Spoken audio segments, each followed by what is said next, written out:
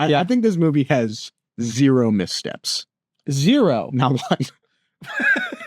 You don't sound so sure. I can't think of off the top of my head. Maybe when we get deeper into this, maybe some. Right.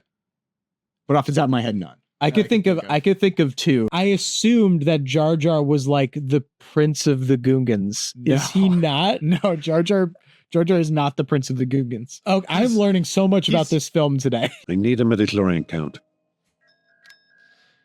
We need a midichlorian count. Over 20,000. Over 20,000. I wish I knew exactly how far over 20,000. Like, is it 21,000? It's 100,000. Is it? I wish they said how many midichlorians everybody had, because then I would know who would beat who in a fight. A long time ago in a galaxy far, far away. How long ago do you think it was, Ryan? If I had to ponder a guess, Yeah. I honestly, I'd probably say like the 70s, 1979. 1979. Yeah, for the first film. So Star Wars Phantom Menace would be 1979 Earth time. Yeah. But wouldn't that make A New Hope a lie? Like A New Hope, when it wasn't called A New Hope, when it was called Star Wars, it came out in 1976. I know this because the first season of that 70s show takes place in 1976, and there's an episode where they go see Star Wars A New Hope, which was just called Star Wars at the time. Wouldn't that be lying? Because if you saw it in the theaters and it said a long time ago, but it was past the 1970s, that would be in the future. Well, my question to you is, how would George know? How would George? Because he's the writer. That's fair. That's fair. You know, I always saw it 65. 65. 65. So you think it's close to like when the movies came out in our time? Incredibly would be the long time ago. Yeah, that would be a long time ago. I always thought of it. I always found it interesting to think that the long time ago is like pre like human civilization. Like it's like actually like if you go to Earth in Star Wars time, it's like they're hunter gatherers. I mean, that's definitely definitely a take on it. Episode 1, where it all began. Phantom Menace. Did they say episode this in the original trilogy when they originally released? No episode. And it wasn't like episode 2 was Empire? Oof. That's a good question. It was definitely The Empire Strikes Back when it came out, but I've never seen the original. Disney has hid those from me very, very well. Really? I've never seen That's interesting. Original distribution. I've only seen the 90s, the redone of it. Because I always thought that I could totally get that Star Wars A New Hope, but back then just Star Wars would have been, it wouldn't have said episode 1, because I don't think they knew they were getting a sequel. No, it was when they made very much so did not. So George did. George knew. George knew. He was aware. And he was aware of Jar Jar the whole time. Yeah, absolutely. The whole time. Very crucial. There's the technology of the time limited him from putting his version of Jar Jar. There's seeds for him all over the original trilogy. We'll get to that. Episode 1, that must have been a big deal, like at the time, just even calling it episode 1. It was just in terms of like structure and all this. Did they know when they did Phantom Menace that it was going to be another trilogy? Like, was it it was greenlit for another trilogy? Because that was kind of the sequel too. They were going to do a trilogy. They were going to do another trilogy. But the episode 1, I mean, you don't do that with prequels. You'll make a prequel, but you don't renumber the subsequent films. You know, I don't know how, I don't think that's ever been done aside from this. It's very interesting. It's a very interesting way to do it. Turmoil. Taxation of trade routes. What are you saying on taxation of trade routes? Good inciting incident? I thought you were asking me do I think that's a good thing? I think trade routes should be taxed. Okay, gotcha. But how else are we going to pay for the galactic charter schools? Absolutely. There's no other way. How are we going to fund these things? For an inciting incident, I think it's brilliant. I think this movie has zero missteps. Zero? Not one. You don't sound so sure. I can't think of off the top of my head. Maybe when we get deeper into this, maybe some. Right. But off the top of my head, none. I could think of two from when we watched it a few days ago. There's two moments that really only two. I mean, there's a couple more than two, but there's two in particular that I'm going to go really hard on. We'll get to that. I can't even think of one. Really.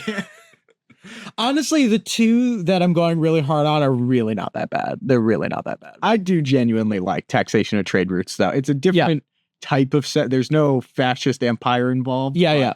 I've never, even when I was 11 watching the 3D re-release, I didn't have a problem with taxation. It was all over my head at that point. Yeah, that's right. We saw this in theaters when we were kids. Yes. We saw the re-release. We didn't see it in 1999. We were kids because I was 1 and you were a fetus.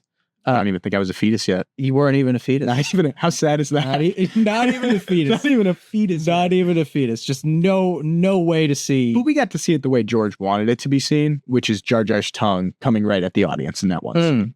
We saw it in 3D. We saw it in 3D. I didn't remember being in 3D. I think that was the whole thing. I think it was re-releasing it in 3D because it wasn't originally in 3D. Now, to catch you guys up on my Star Wars knowledge, because I think a part of the story of this podcast will be me gaining Star Wars knowledge and where Star I'm Wars street cred is what we call it. Yeah, street credits, galactic credits. Because I've always felt a connection to the franchise, but I've always felt like I've never really engaged with it as much as I ought to. You know, like I've seen I have seen 5 Star Wars films. I've seen 5 of the 9 of the Skywalker saga. Skywalker saga. I've seen 5 of the 9 of the Skywalker saga, and that would be this one. None of the good ones. None of the good ones. None of the good ones. They're gonna come after me when I list them. Now that you've said no, I've seen 5 of them. None of the good ones. Put in the comments what you think the good ones are. Meaning the other 4 that I haven't seen are the good ones. I don't stand by that. So we know the Phantom Menace. Yep. That's what I mean. As we're talking, I saw it when I was a kid. I've seen it again now twice. Phantom Menace is actually now the only Star Wars movie I've seen twice. I've probably seen the Phantom Menace close to 50 times. Wow. I love the Phantom Menace. Well, you've seen one other Star Wars movie more times. Yes. Oh. Which one is that? That is Star Wars Episode 2, Attack of the Clones. Attack of the Clones. My favorite film of all time. That's a great time to plug the subscribe. Make sure to subscribe and turn on notifications so you can see Attack of the Clones. Because as much, think about it this way. He's seen Phantom Menace 50 times. He's seen Attack of the Clones 200 times. So for all the obscure knowledge he has of Phantom Menace, multiply that by 4, and that's going to be our Attack of the Clones episode. So you better subscribe so you don't miss it. So you don't. No, I've seen Revenge of the Sith like maybe 4 times. Only 4 times. Yeah, okay. Great film. So I've seen so far Phantom Menace now twice. Once a few days ago. I've seen the entire original trilogy. Again, I haven't seen the good ones yet. I saw The Force Awakens in theaters. That's the last one. That I don't think I saw it with you though. I think I saw it with our cousin. Oh. So that leaves that my gaps in Star Wars knowledge are Attack of the Clones, Revenge of the Sith, and Last Jedi, and Rise of Skywalker. And when we get to my Star Wars ranking, which I'm sure we'll do at some point, those 4 films are all near the top. They're all near the top. All near the top.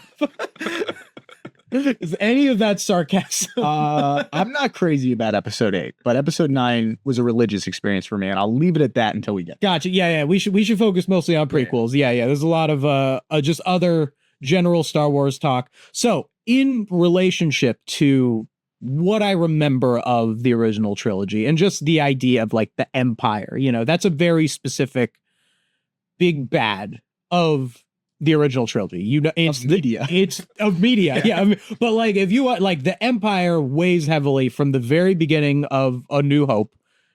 There's Darth Vader. He represents the Empire. He's not the actual emperor, but like when you see him, it's like, oh, that's like the guy who represents the Empire. And then the end is nub, we defeated the Empire, we set free. You know, and what I think is smart about taxation of trade routes in Phantom Menace is that it doesn't immediately just go in that same direction of, okay, like in the prequel trilogy, it's just here's an empire by another name. And that was kind of what I thought of the First Order when I saw Force Awakens. Again, many years ago, I may look at it differently with a more critical eye. So I am not going to prejudge the sequel trilogy going into this. I'm going to be open-minded so that when I do criticize it, it will mean that much more. If I even have a criticism. The podcast for the films. Yeah, these are all, the first 6 are all going to be like multiple hours. And then the sequel ones is going to be like 5 minutes of me going like, That was really cool. I mean, like, I mean, if Disney can do anything, it's Star Wars. It's going to be the Star Wars sequels. They might be this. They might be this. They might be 10 seconds of me going like, yeah, that was pretty good. And then another 4 minutes of me just talking about the mechanics of BB-8 and how he would not be able to properly roll on sand.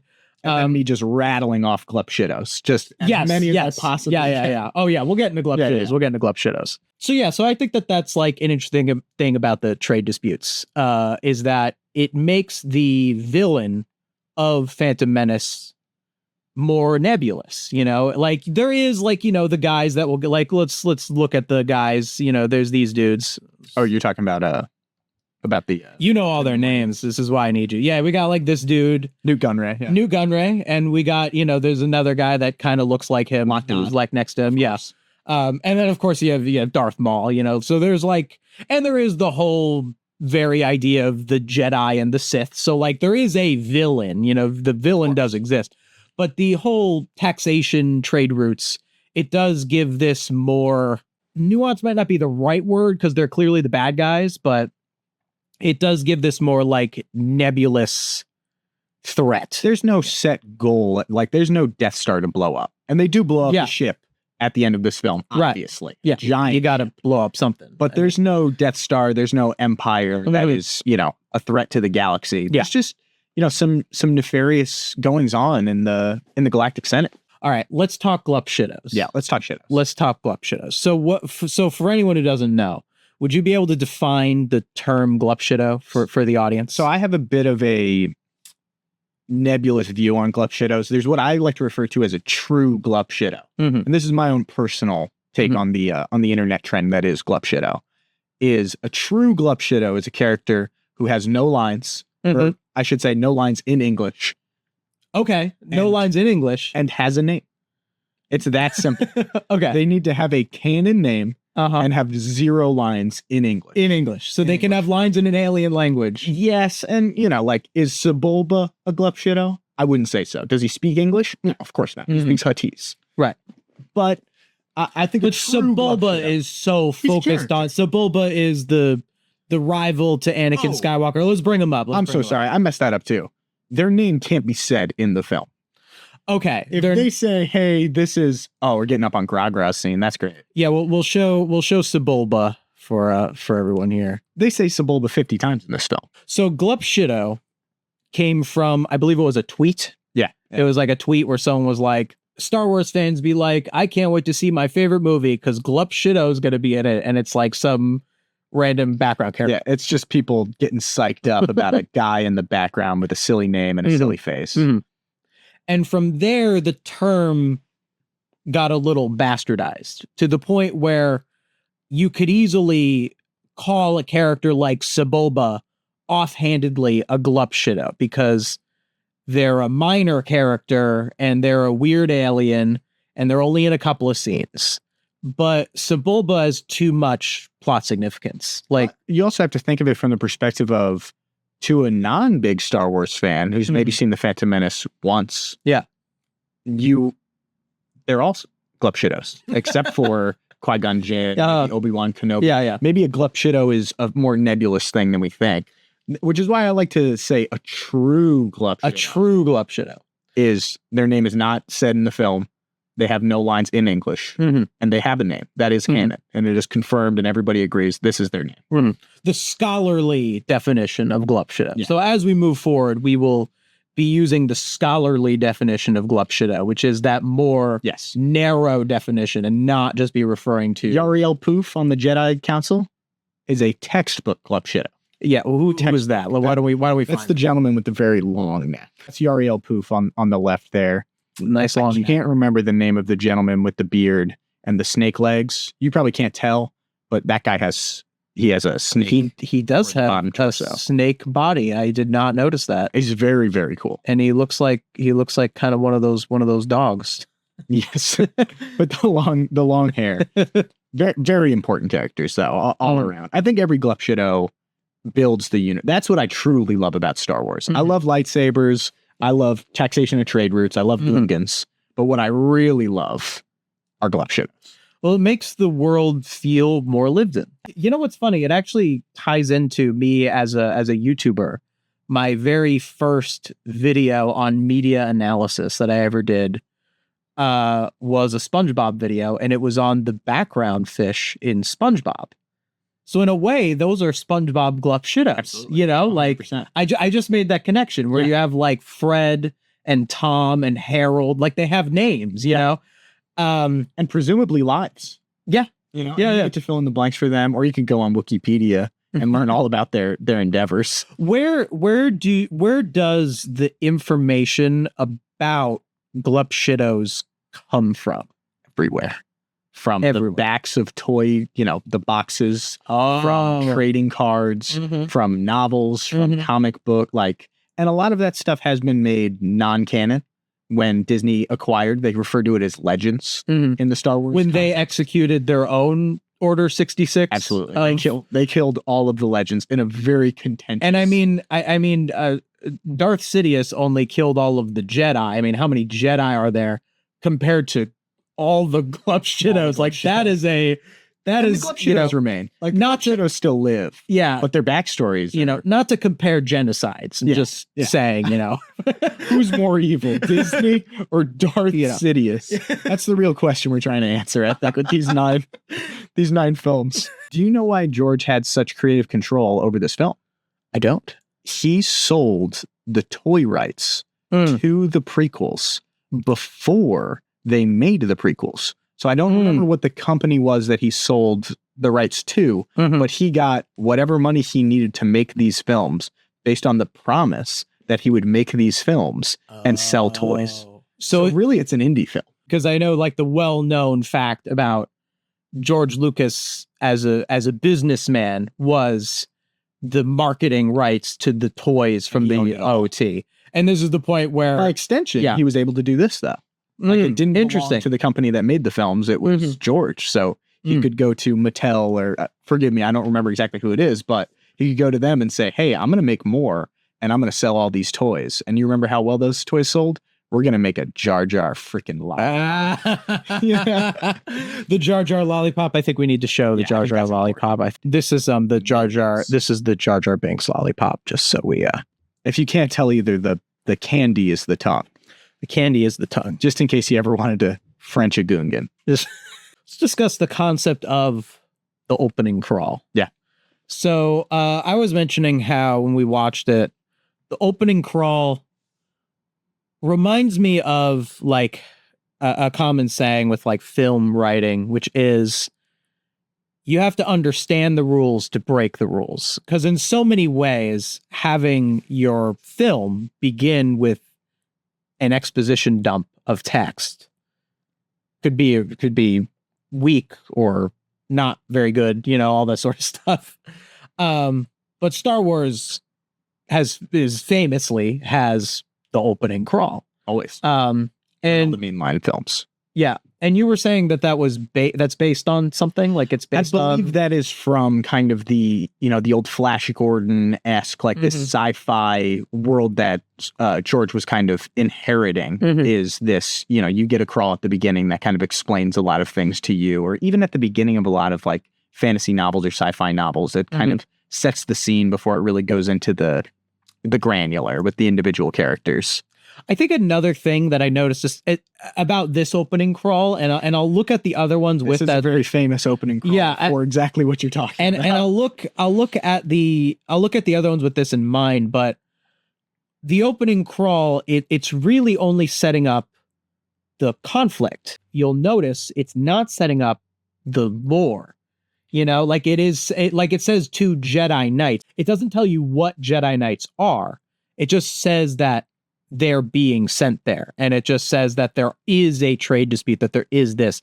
Where I feel like if you were a sci-fi fantasy writer who was an amateur, who was learning and trying to get better, and you were allowing yourself to write an opening crawl, you might be tempted to be like, secretly dispatch 2 Jedi Knights, which are the order of the people who use the Force. Well, what is the Force? The Force is this magical thing. caused by midichlorians. What are midichlorians? And then, it does say 2 Jedi Knights, the guardians of peace and justice in the galaxy. But that's just such a statement. Yeah, yeah. It's very, I think why it succeeds is it's very matter of fact. It's just like, here's the facts. And then when you have the facts, you go into the movie and you can just focus on the real stuff. And I'll look at every other opening crawl and see if that's kind of always how it's followed. I mean, as far as opening crawls go, this one is definitely one of the weaker ones. One of the weaker ones. It's very strange. I can't remember, like, off the top of my head, all of the lines to all of the opening crawls, but like the original trilogy, those opening crawls are punchy, and it gets you invested immediatly. And this one is very often dogged on for the taxation of trade routes is the second sentence. It is. Turmoil of the Gulf of Galactic Republic. That's exciting. The taxation of trade routes to like star systems is in dispute. Yeah, I praise that the trade dispute is the conflict rather than it being so direct as the space fascism that we know in the OT. Not that the space fascism in the OT isn't great. It certainly is. It's pretty tried and true, but it's like they already did that. Let's do something else. I do get the criticism that it's probably not great to lead with that. It's very center. Probably not great to lead with that. You sit down with your popcorn in 1998, and you're excited, and you get taxation of trade routes right away. I wish I was alive for this. Is it a little bit like, I guess I could make the criticism, not the criticism, but the comparison of, the famous George R.R. Martin quote, "What was Aragorn's tax policy?" Do you know this quote? I have heard this, yes. Where in, Lord of the Rings, Aragorn becomes king because he's brave and strong and all of this sort of stuff. But the story of Lord of the Rings is not about Aragorn's tax policy. It's not about how he as a king would govern. It's about how his character as a person would make him a king. It's a romantic king. And I say this as someone who has read a few chapters of the first Lord of the Rings book and has not seen the movies. Is that a good read of that, just from like the cultural osmosis? There is nothing about taxation or his, takes on immigration or but he is heroic and like superhero. And like he's the epitome of like, a super cool, awesome king coming into his own, Yeah. So I think it's almost like kind of that comparison, but within the same universe. Like, it's like, okay, like the Empire was bad. The Empire was evil because they oppressed people. That's stuff that really sticks out in our mind, kind of like how Aragorn would be a good king because he's righteous. Whereas I think when you start to expand, you start to think, well, what is the nitty gritty? What is the politics of this world and how does it work? If you're going to continue, and that's kind of where the Force will go as well, you kind of have to go more in depth into it. And that leaves some people very dissatisfied. Yeah. Let's get into parts of this movie that aren't text on the screen. Text and random alien characters with no lines. As you know, our blockade is perfectly legal. So we're going to talk about this. Happy to receive that. Yeah, I'll let you go first. You want me to go first on this one? The way that was delivered. Yeah. So there's been some critiques of this film for a lot of reasons. And one of the ones that stands out to me the most that is very pressing is the way that these characters speak. The Neimoidians. They are tradesmen. They are greedy. They are selfish. They are conniving. And they also have racist Asian accents. Which I think is a terrible cherry to throw on top of characters that are already caricatures. Right. How does that like happen? Like, I'd like to think that it is one of those things that people in the production recognized and didn't say anything because it's George Lucas, and that George Lucas didn't design. I'd like to give him the benefit of the doubt. I'm an optimist with hate in his heart and just went, let's give these guys a different accent. But when you really look at it, it's really hard to give him the benefit of the doubt. I'm gonna give the production team a pass on this one. It's hard to come to George Lucas when you're making the Phantom Menace and say, hey, this is racist, change the voices. Especially during a time where like that was everywhere. 100%. So, and I'm glad that we recognize that today. I guess those are the three big characters that are associated with stereotypes. Is this, what's his name again? Newt Gunray. Newt Gunray. Okay.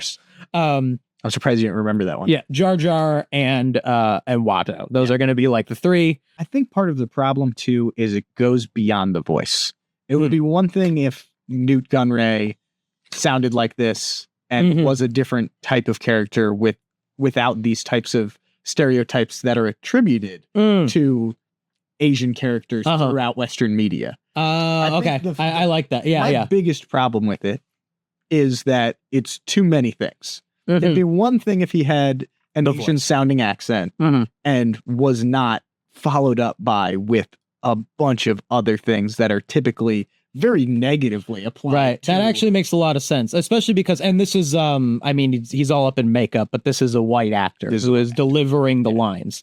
Jar Jar is not a white actor. Jar Jar is not a white actor. Jar Jar is a Jamaican actor, the voice. I don't know. He's black. He's black. Ahmed Best is his name. And he swears that Jar Jar is not racist. Okay. Like, he has gone on record saying, like, he is a fun character. He is just for sillies. You're reading too far into this. And that does make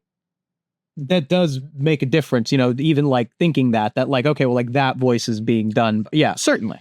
But you also could direct an actor, to play a stereotype. Like, it's a common conversation that we will continue to have as we develop through this, because I think with a lot of these sorts of conversations, I think where we are at, I took a class on one of my writing classes was actually specifically on diversity. It's where I learned about terms like intersectionality and all this sort of stuff. And really what I had kind of thought about in that class when I was taking it is that we're really in a transitional phase where we're transitioning out of this and into something better that I don't think we fully can see. And I don't think I can fully say what kind of better world we're going to transition into. Totally. But I think that there is going to be one. Yeah. You have to hope. Yeah, yeah. You have to, a new hope. New hope. Stop it right here. I have TC14 at your service. This way. Not a Glupshita. TC14, not a Glupshita. She says her name right there. She's speaking in plain English. She is an android, but she is at your service. Her name's TC14. That's very clear. Very impactful character, at least to me. Love her. One of the first characters with lines in the film. Beautiful. And Hero. Well, she's a bad guy, though. I mean, she's a droid who works for one of the antagonists. Yeah. Is that notable that she's a droid that looks like C-3PO, but she does something like evil? Is that grab your eye? I remember that. That's like C-3PO? Yeah. Were there droids that were evil in... Oh, certainly. Yeah. I mean, there's a whole thing in Return of the Jedi where there's like a droid prison in Jabba's palace. Yeah. So there's certainly, I can't think of any off the top of my head, but I think it was more to establish like in this era, they also have these protocol droids, and we'll see later in this era, they also have astromech droids. I know Star Wars has been discussed to death, but I do think that there is something to discussing Star Wars and especially droids in a world where people think that droids exist. I mean, they don't, like, because they do. I mean, maybe they do, like in Star Wars, like droids are maybe not a long time ago in a galaxy far, far away. Yeah. Like, because droids in Star Wars are not sentient, like there's never anything that implies that they're sentient. Because like, I believe they are implied to be sentient. They're implied to be sentient. Yeah. Droids. Like they have their own, because to restrict a droid, they have a restraining bolt. Like to make a droid completely subservient to you. And it's a very common with the Empire. I don't know how much that's in the movies, but it's certainly in, the Clone Wars and Rebels and things like that. Really? There's a restraining bolt. So droids are not supposed to be, because people, I'm referring to like AI, because I'm a big, on this channel specifically, this is in a lot of ways an anti-AI channel, and a lot of the stuff I do on the Jackson Fanelli podcast specifically. And while that's not going to be really the main subject of anything we discuss with these movies, I do think that there's a lot of intersection, both in terms of the story and then in how movies are made and the importance of, human intent in movies, which we'll also get to. But even just with the discussion of like droids and sentience is like, I think that there is in our world currently a bit of a blurring of the lines of like what it would mean for like a thing to be alive because of the way that computers talk to people that is like convincing, at least to some people, not to me, but at least it's convincing to some, at the very least. And the idea that that could get improved with technology to the point where people will struggle to tell the material difference of if a thing talking to them is like a person or not. I don't know if the technology will ever get there. Part of me thinks that it won't, because there might just be things about human beings and living people that you just kind of can't replicate. Like if you make a robot that seems convincing enough as a person, even if it does a lot less than a person does, I feel like that would freak a lot of people out, you know, in terms of like, do you treat it nicely? You know, do you waste resources trying to make it seem comfortable or something like that? So I do kind of think of that with like droids, because I did a video, because I cover a lot of SpongeBob, and I did a video where I talked about Karen from SpongeBob, The computer. and yeah, Karen, yeah, my computer wife, and how Karen is not an AI in the way that we think of AI. Yeah, Karen is shown so many times to be sentient or sapient. Sapient more so. Sapient is when you're aware of what you are. Living creatures, you know, like animals at least, are sentient. I don't know if plants are considered sentient. Are plants considered sentient? I don't actually know. I would say yes. Firm yes. I'm going to say I know nothing firm about yes. science, but firm yes. Firm yes on plants being sentient. Definitely mushrooms. Yeah. Definitely. Definitely Mushrooms. You can quote me on that. Okay, don't quote me on that, because I don't actually, I actually don't know if that clears the bar for sentient. But generally when I think of sentient, I think of like a thing that is at the very least like aware that it's alive. Yeah. Whereas sapient is a step further, where like you're aware that you're alive and you can actually like question your choices. That only applies to humans, as that we know of. There's like, I don't know, I guess like debate that speak sign language. Well, gorillas that speak sign language actually shows that they aren't sapient, because the speaking of sign language just defaults to another method of them interacting with the human in a way that causes the human to feed them. So they get trained to speak sign language, and they get reward. The way that you train a gorilla to speak sign language is you reward it with food, like with the orcas at SeaWorld, and you throw the fish at them when they do the trick. But wasn't Coco the gorilla sad when Robin Williams died? Animals can get sad. They can get sad. I guess I wouldn't say that I don't like disbelieve in the capacity of an animal to ponder the universe in a certain way, but I don't know how much they do. You know, like I don't know how much it goes. That's like a whole thing. But basically what I'm getting at with like you know, sapient and sentient is what I like to think of in terms of like a lot of these like AI discussions and like the AI like being alive and stuff. Because there are some people that they actually think that like the Chat GPT or something, because of the way that it talks to you, that makes it qualify as alive. And I think that that is insanity, because there is no way that the thing that's talking to you has the, because like, you know, I think therefore I am. Like currently right now, you are experiencing a thing. You are perceiving me somehow. The AI chatbot does not do that. It just says words. Now, then you can get into like really wacky stuff where it's like, well, actually, you only know that you are, and we only assume that everyone else does because you are, and everyone else has all of the same qualities as you. So you should just assume that others are also alive in the same way that you are, which is generally the healthiest way to think about the world, you know, even if you can't 100% prove that you aren't just like a brain in a jar, which like, if you live your life thinking you're a brain in a jar, I just don't think you're going to be very happy. It is a body, but a jar. You know, I guess I am a brain in a jar. I am a jar. But you are also a brain in a jar. So, like, you know, I think I think that can work with it. Man. But I guess like what I'm kind of getting at this long-winded thing is that droids in Star Wars, they also have that. The I think, therefore I am.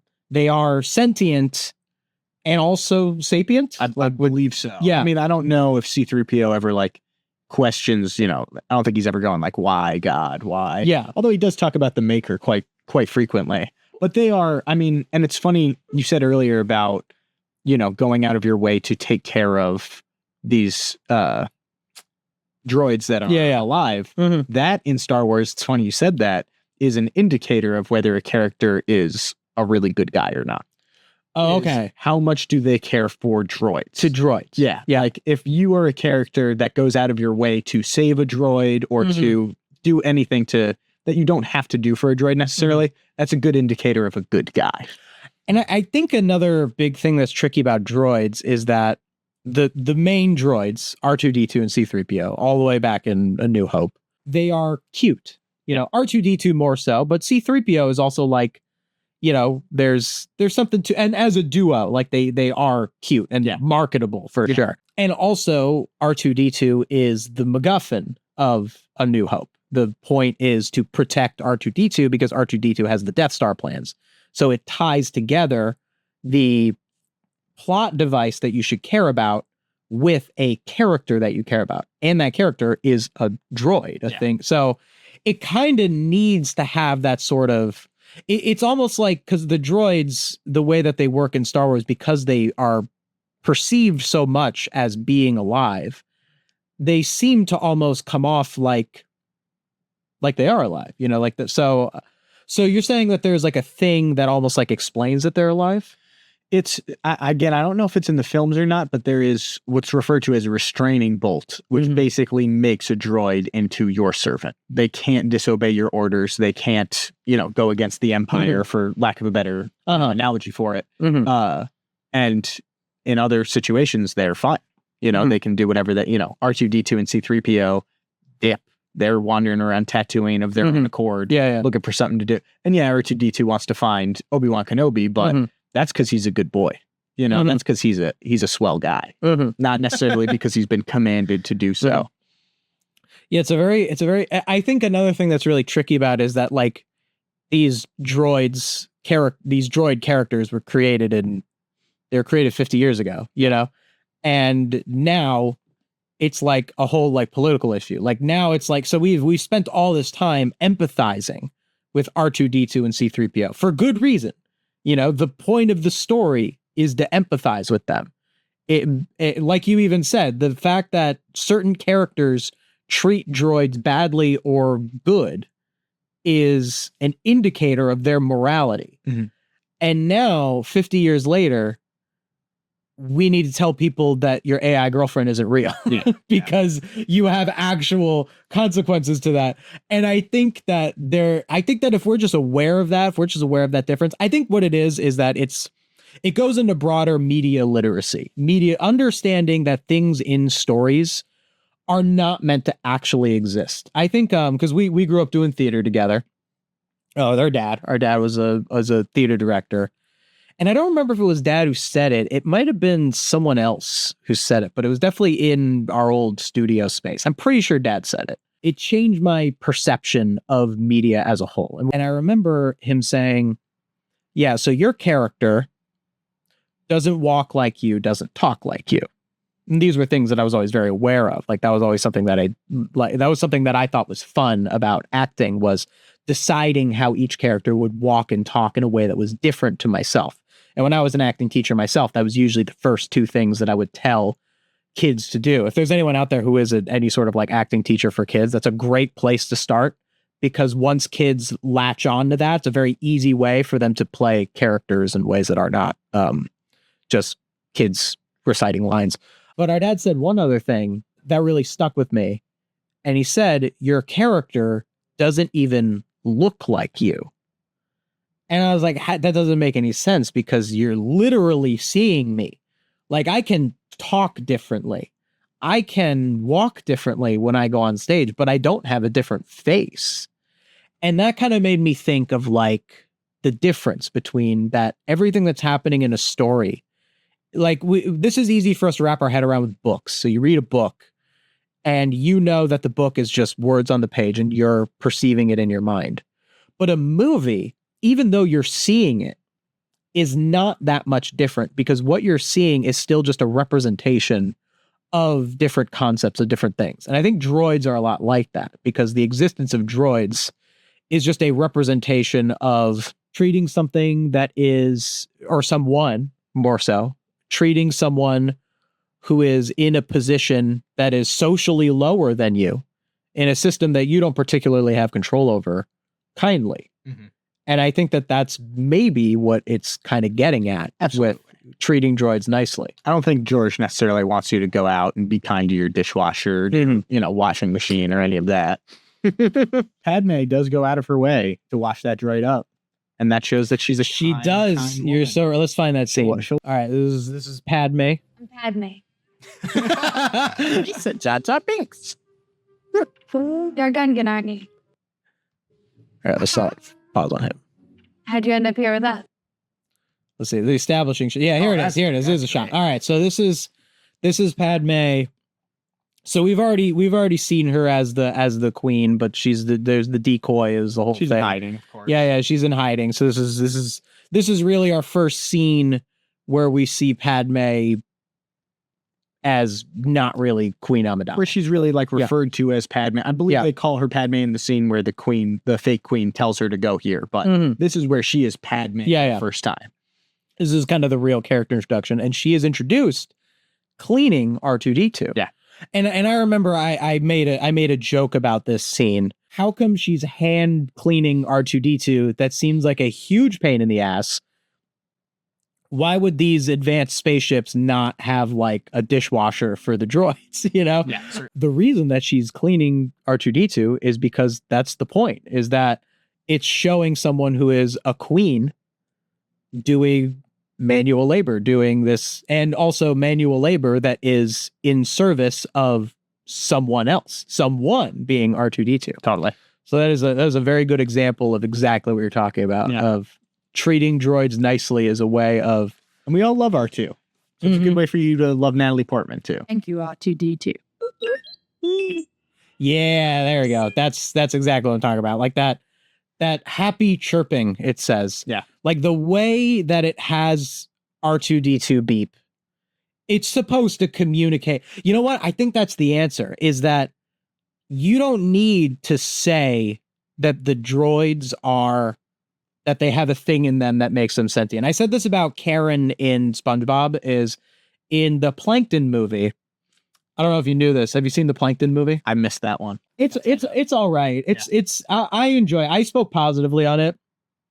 But something that they did in the Plankton movie, which came out in 2025, is they established that Karen was a potato calculator when Plankton first built her as a child. When Plankton was a child, he was lonely because everyone in his family is, not an evil genius like him. So he was lonely, so he built Karen, and he built Karen out of a potato.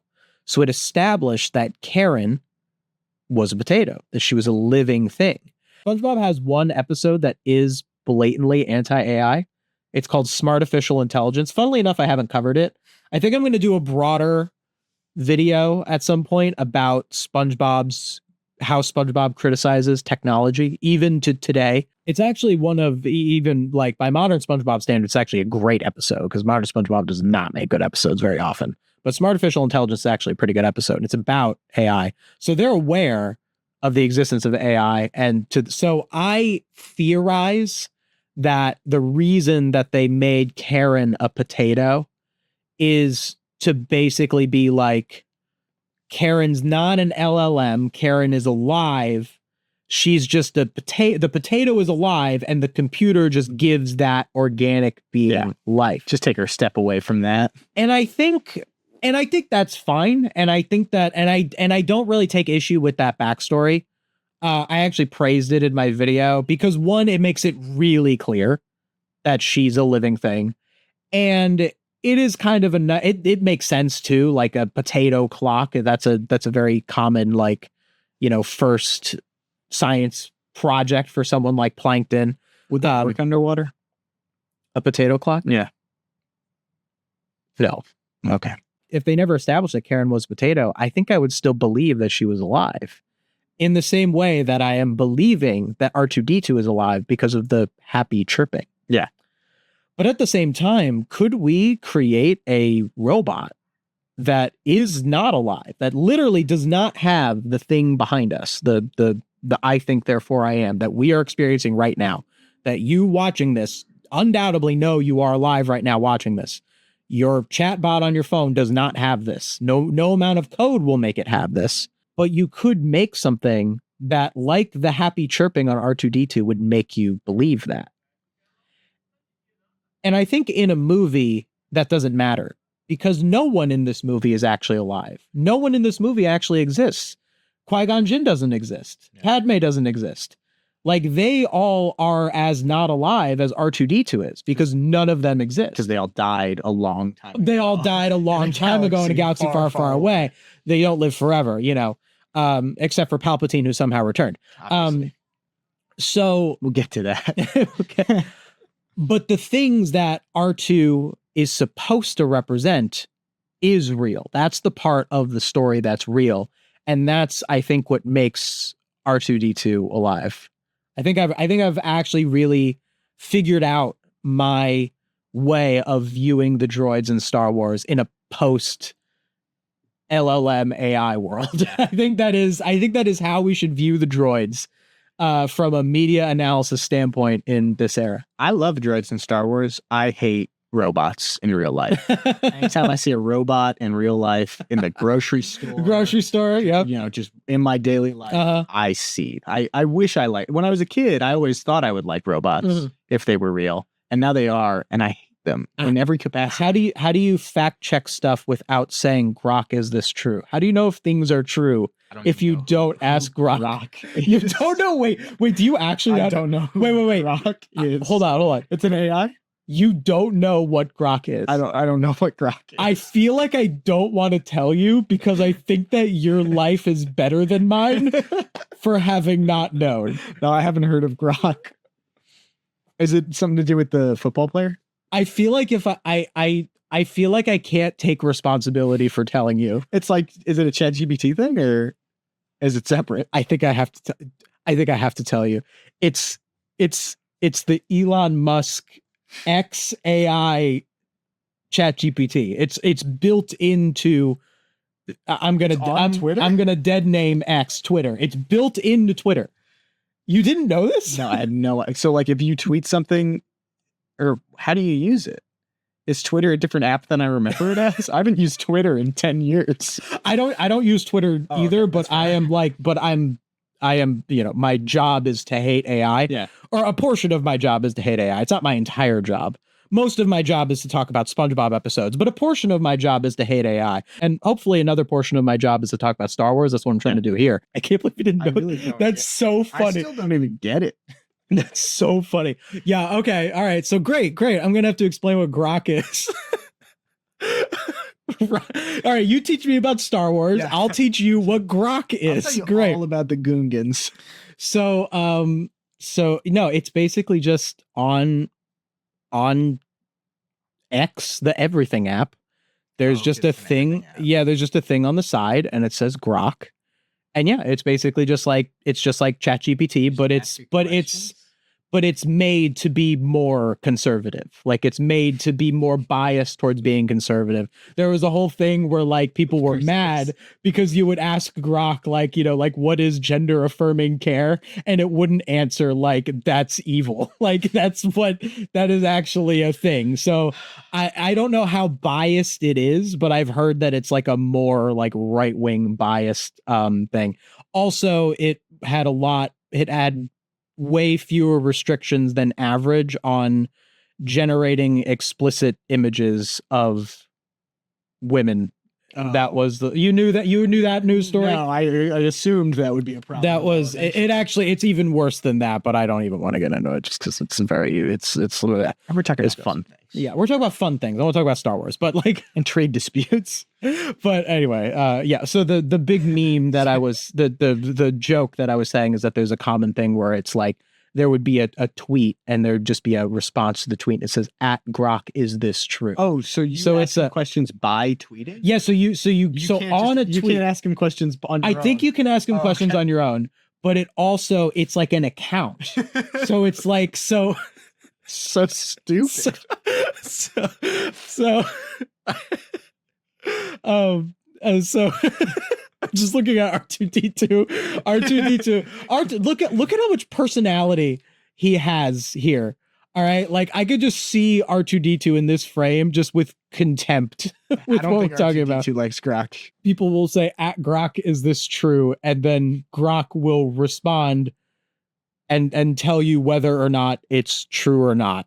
And I'm sure the answer is always correct every time. That's I never answered. You never answered my question.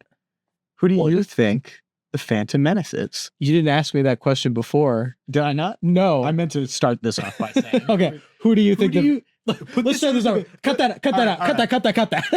Who do you think the Phantom Menace is? Who do I think the Phantom Menace is? Okay. Do you want me to answer? I answer first and then you answer Yes. I'll answer first. Okay. Okay. So the Phantom Menace to me is the political turmoil. That's the Phantom Menace because it's a menace that you don't see as easily, like a phantom or touch. Yeah. So it's like there's all of this, I think the line comes in a later one, but it's like, this is how democracy dies with thunderous applause and all that sort of stuff, is just the fact that all of this bad stuff can go through things like the Senate and like all of the, there's all these political scenes and still all of this bad stuff happens. Still they create the Empire and kill all the Jedi. That's the real Phantom Menace, from a symbolic point. But the real answer is it's Darth Maul. Darth Maul is the Phantom Menace. It's just Darth Maul. He's the bad guy. He's the one on the poster. He's the Phantom Menace in terms of like spectacle. Really, this question was a trap.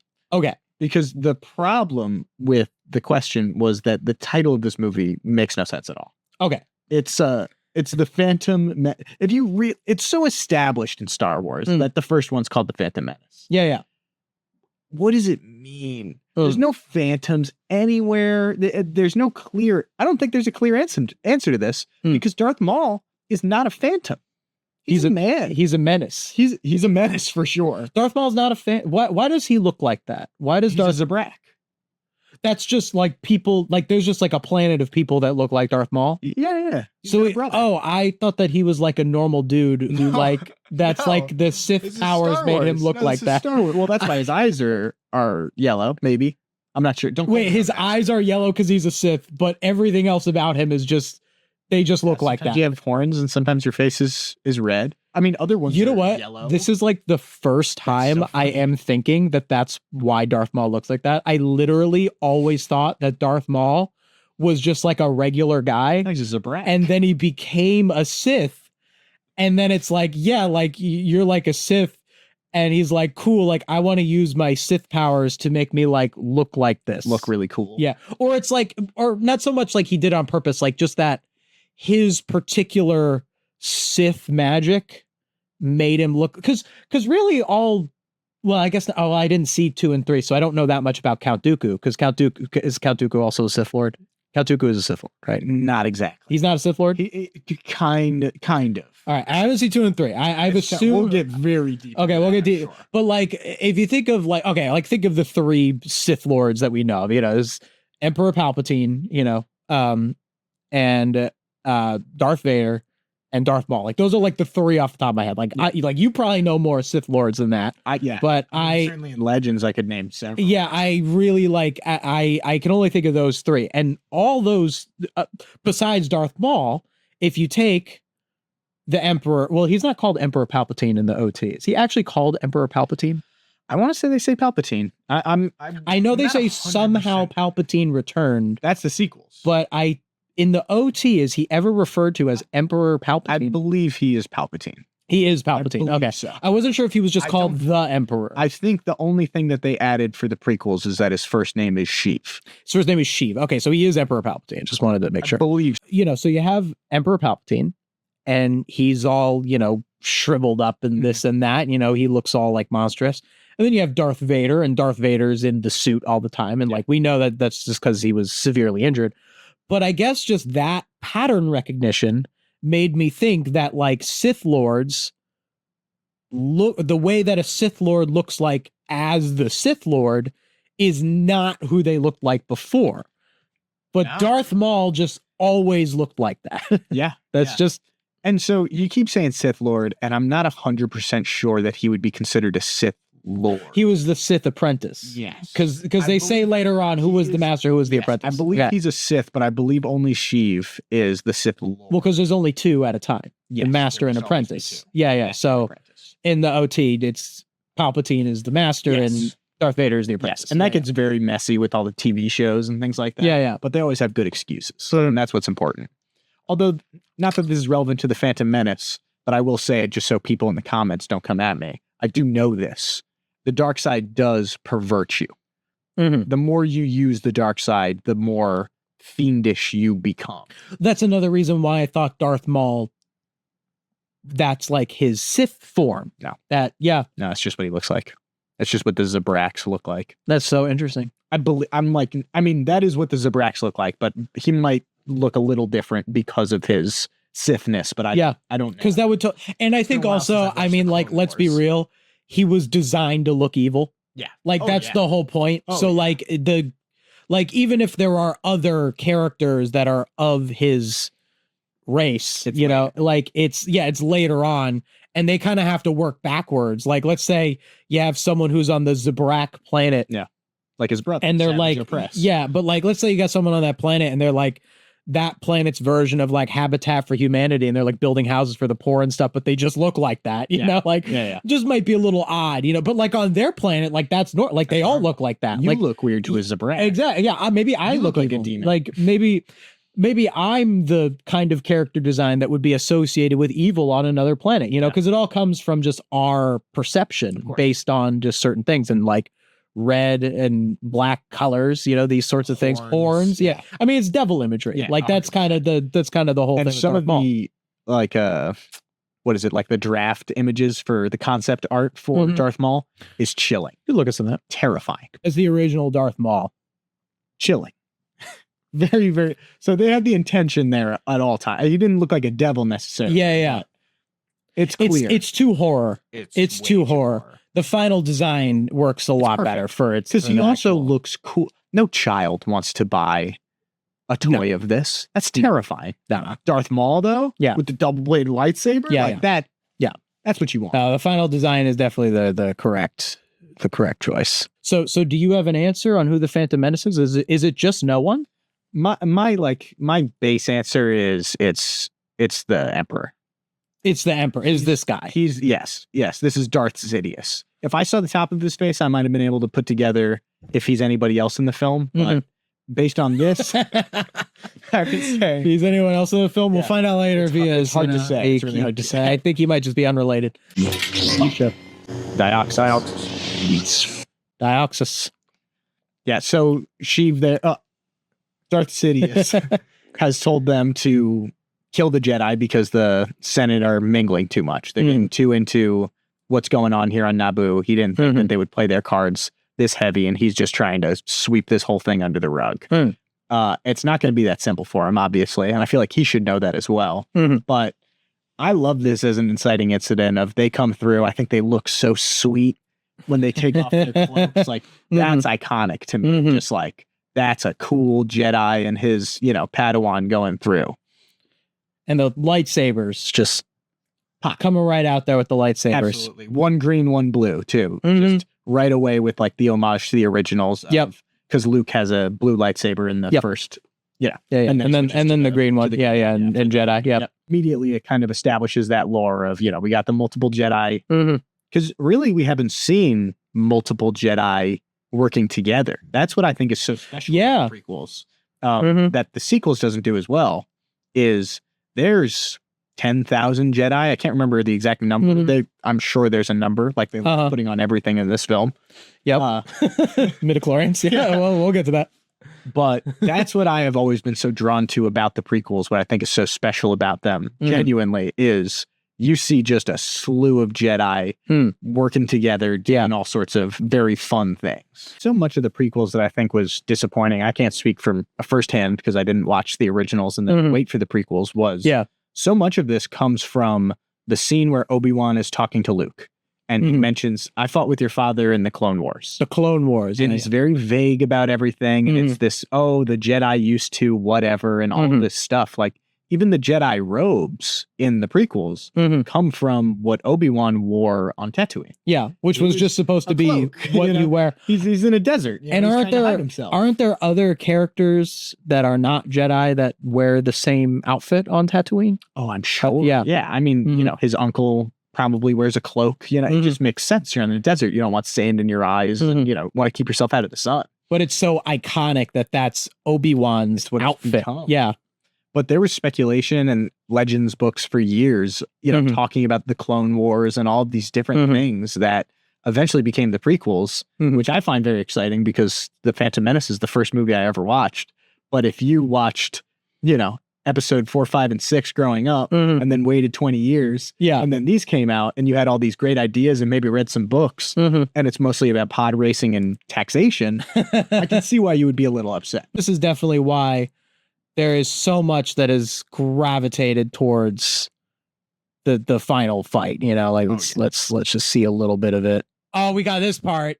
Yeah, there we go. Open that door. Well, a lot of spectacle can really matter a lot. Spectacle only really goes so far as the story goes. And I do think that a part of why this final fight does still hit hard is that this movie does do a very good job of making you care about Qui-Gon. At least you don't see a lot of Obi-Wan in it. I was surprised at how little presence Obi-Wan has in the movie. I think knowing that Obi-Wan is Obi-Wan later on, I think that does a lot of the heavy lifting for making you kind of care about him by default. I do think the movie could have been improved if you saw a little bit, especially because Qui-Gon dying is witnessed by Obi-Wan, that it's like... And he's the one that takes up this mantle of training Anakin. Yeah. Like it really... I remember seeing this for the first time and being like, I was 11, but being like, what? Like, I don't care about this guy. Like, he's going to train the kid, you know? Like, it didn't make any sense to me. The moment still hits. It does hit in a lot of ways, you know? It really does. But like, and I think that is still why it's so memorable. But I do think that it does take a while to get there. Yeah. I mean, lightsaber fights. Yeah. Pod racing. Like, I'm not seeing a lot of lightsabers here. You know, there were lightsabers here right at the beginning. The beginning when they do their Force Dash. Force Dash. We'll talk about that in a second. But it's mostly... It's a lot of blaster lightsaber dueling. Yeah. Which is very cool. Like, it's kind of... the ante is up tier regardless. You didn't have this fluid movement in the original trilogy. And then there's, I guess the middle fight is the Darth Maul on Tatooine. Where if we're like mapping... Are those like the only 3 lightsaber fights? Is there more? Wait, that's after that. Yeah. If I stop seeing desert, I've gone too far. Yeah, I guess there's the first Darth Maul. And even this is kind of in the sideline. You know, they showed a little bit, but you know, they go on the ship. Yeah. So there it is. Oh, that's a cool flip. So sweet.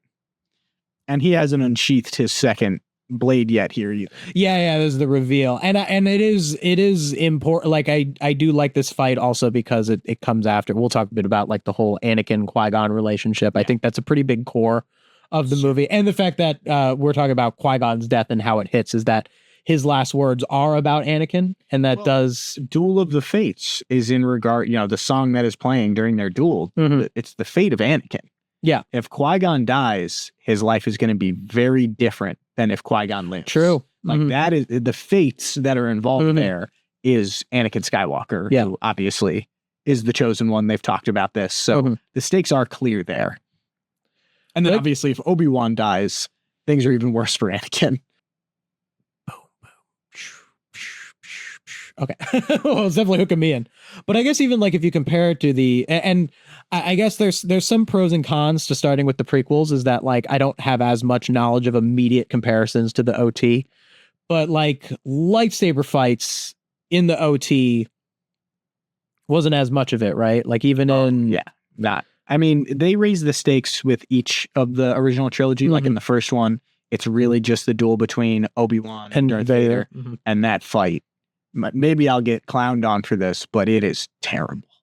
It's a very old man fighting a giant man in a suit. Like it's tough. I love that scene. Like Alec Guinness's whole line, like you can't win Darth is my favorite line, maybe in all of Star Wars, but it's a brutal scene. And then an Empire hard with it. And then in Return of the Jedi, Vader and Luke have a really good lightsaber duel, but it's not in the slightest. Yeah. There's no acrobatics to it. So this is more like they really got into lightsaber duels. And part of the concept with that too is that, within the universe, these people are trained. Yeah. Qui-Gon has spent his entire life as a Jedi. He hasn't fought other people with lightsabers. Like, that's not a huge thing that the Jedi do. Yeah. But he's used a lightsaber his entire life. He's very, very well trained. Yeah. In the original trilogy, Obi-Wan is 90 years old, or however old he's supposed to be. It looks like he's 90 years old. Yeah. And then Luke didn't really get trained. Yoda never teaches him how to swing his lightsaber. Right. He teaches him about the Force. So it does make sense that he's not doing flips and all this stuff. What doesn't make a ton of sense, not that it matters, is Vader's use in the lightsaber, because he is Anakin Skywalker, and we'll see in Revenge of the Sith the greatest lightsaber duel of all time. It's legendary what they do. And he doesn't really do that in the original trilogy, which is fine. Well, obviously. could it also make sense that he doesn't do that in the original trilogy because maybe the suit holds him back or something? But he's still very powerful. But he's powerful with the Force, not so much that he's physically agile. Would that be kind of the difference? You probably could have said that up until, like 10 years ago or so. Because they've done a lot of stuff with the animated recently where...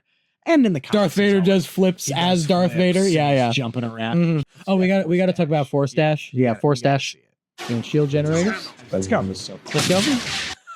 What? It's Force Dash. And I guess to be pedantic, if we go to the end here, I don't love being this guy. Now would be a great time to do Force Dash. It'd be a great time for it. Not moving nearly as fast. Oh my goodness. Imagine how much the fates would have changed. Absolutely. If he just remembered to use the Force Dash. He was out of mana. He was out of mana. He really was. His Force juice ran out. Okay, but I never like to be that guy with movies. Like I do, like the point of the story is that he couldn't make it there in time, and like that's why it happens. I think the Force Dash is so funny because it never comes back. I think that's probably why we can maybe clown on it a little bit. So like I the reason I don't want to go too hard on this Force Dash thing is that I'm a big advocate of it's CinemaSins, it's like, and funnily enough, I'm actually considering, I'm planning on doing a CinemaSins critique stream on this channel soon. But I haven't actually gone over them yet. So I actually don't want to talk too much trash about CinemaSins until I actually critique their channel, because I think that that's more fair. However, when I say CinemaSins tier criticism, that means like stuff like saying, the biggest one I think is, how come Frodo didn't just take the eagles to Mount Doom to destroy the ring? This is a very common thing people say about Lord of the Rings. And I mentioned this when I talked about the Family Guy parody of Lord of the Rings, which made a joke about that. And I called that take media illiterate. And I gave 2 reasons for why. And those 2 reasons work together, but people often thought that both of those reasons existed independently, and they would try to debunk them there's actually 2 reasons why it's a problem. And both of these reasons have to be present in order for it to be a media illiterate take. The first condition is that it has to be inaccurate. It has to be inaccurate to the film. Or just egregiously inaccurate, because there can be times where it's accurate and you can maybe try to explain it why. So like with something like the eagles, there is an answer. The eagles could be tempted by the ring. Yeah, the eagles are powerful beings. Like you can't just call them at will. Like the eagles don't like specifically work for them. Like there's a lot of different explanations. I say the main one is like they would be tempted by the ring, right? Like, I mean, like that's kind of the whole thing, is that they're very powerful. So if they decide to take the ring for themselves while they're flying Frodo to Mordor, then that would kind of be the end of Middle Earth. Yeah. So there is an explanation in universe for it.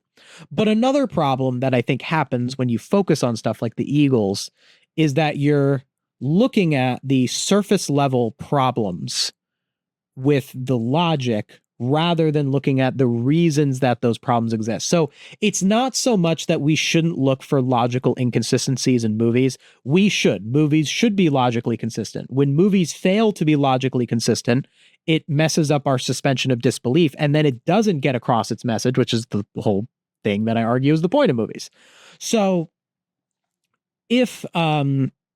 but when you look at something like I feel like the criticism of the Eagles is not so much people going, oh, here's a logical inconsistency. It's them looking at the journey that Frodo goes on and not thinking of it as a hero's journey, as an arc, as what it says about how Frodo is the one who's supposed to go on that journey, that he's, all that sort of stuff in Lord of the Rings that I actually have to watch the movies to fully understand, but I do know enough about Lord of the Rings to be able to argue about the eagle thing on the internet. I think that sometimes when we think of movies in that way, we miss out on the story itself. We miss out on the point of why Frodo went on the journey. We miss out on the point of why Obi-Wan couldn't make it in time to Darth Maul.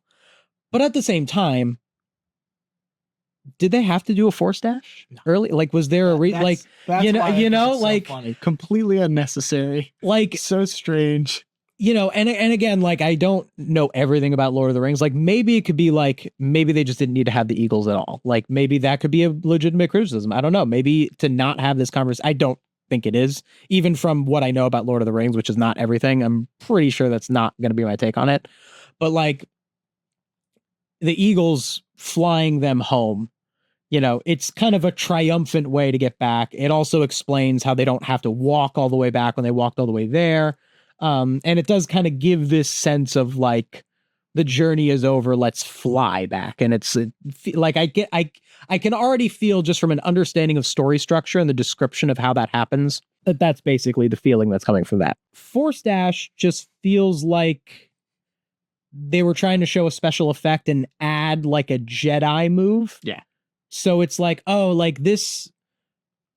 I think maybe what it is that I don't know the exact reason why Force Dash is there. I don't know if it was in the script. I don't know if it was while filming, it was in the cinematography stage. It was for them to exit the fight, they're going to do this thing. And I don't know if it was there specifically because they were testing out a certain kind of CGI. Maybe that might be the reason Force Dash exists. Is that just be too, they were throwing a lot at the wall in terms of new Force stuff. Yeah. Because there's jumping, there's these flips, there's all this other stuff. Mm-hmm. They threw in a dash. Yeah. Maybe the Force makes you faster. I'm sure it does a little bit. I'm sure there's other examples of people moving at superhuman speeds who have the Force.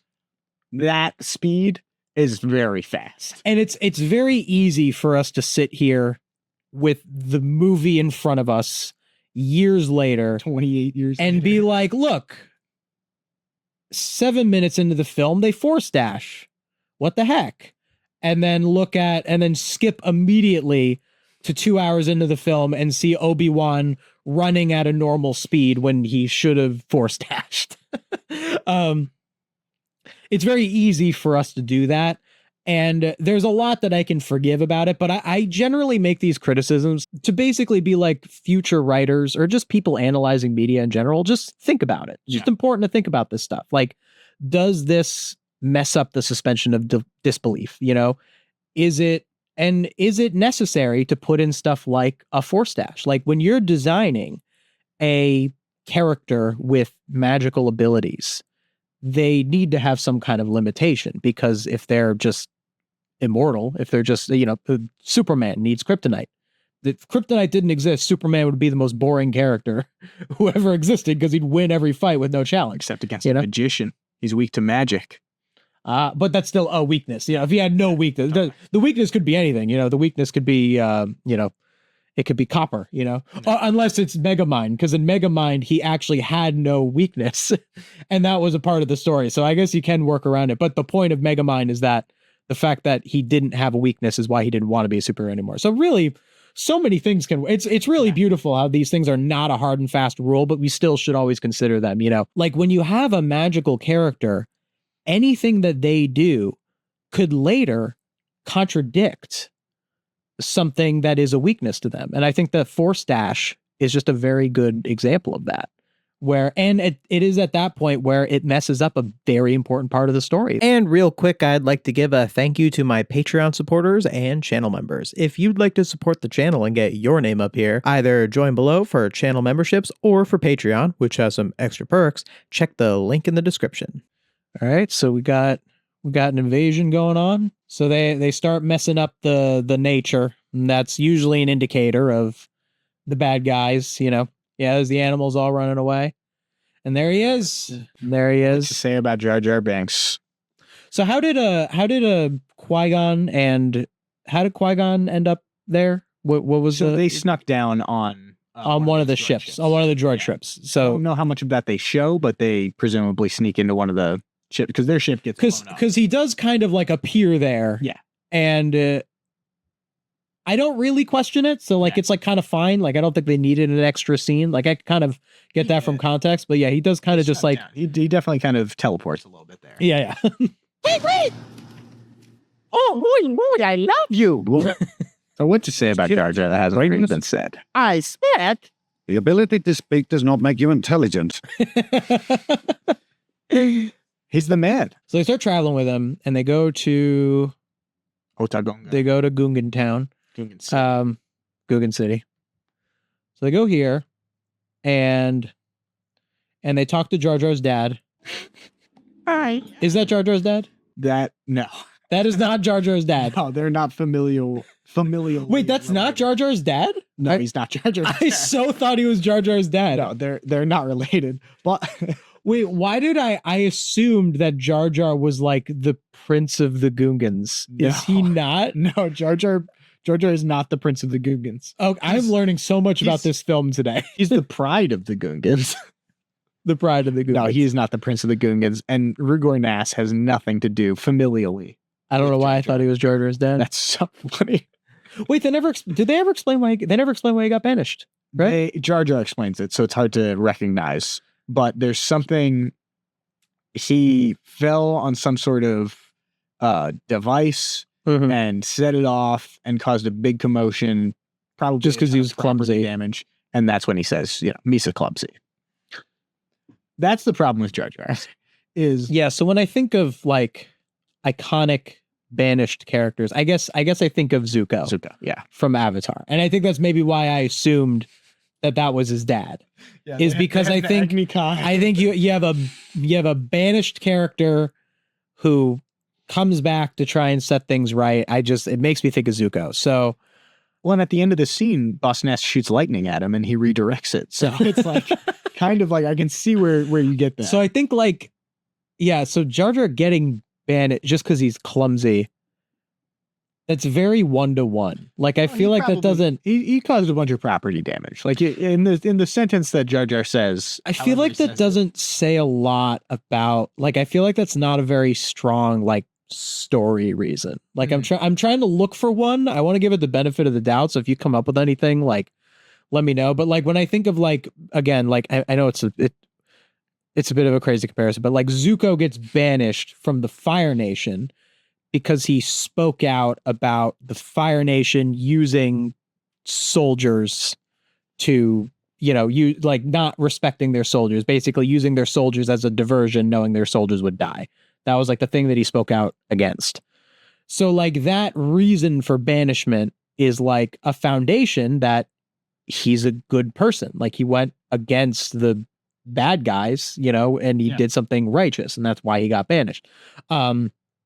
Although the actual reason he got banished is actually even better than that, because he didn't get banished just because he said that. He got banished because he refused to fight his father. So it's not even that he had that righteousness, but it also adds on top of that he didn't want to fight his father. He didn't want to solve the problem with violence and all that sort of stuff, and he didn't really want to do all that Agni Kai pride stuff. It's just a lot. There's just a lot of stuff going on. And I think that's just, when you think about that, and then you think about, okay, Jar Jar got banished because he knocked something over because he's clumsy. And that's just what you see him do the whole movie.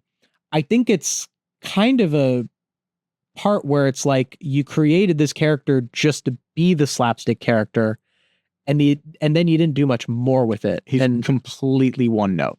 Yeah. He never moves an inch away from that one note. So you don't have a broader justification that you could think of for that being the reason he's banished? Like No, anything he's clumsy. that's like yeah. And I think it's almost the same as the Zuko thing of all of those things speak to the realness of Zuko's character and who he is at his core.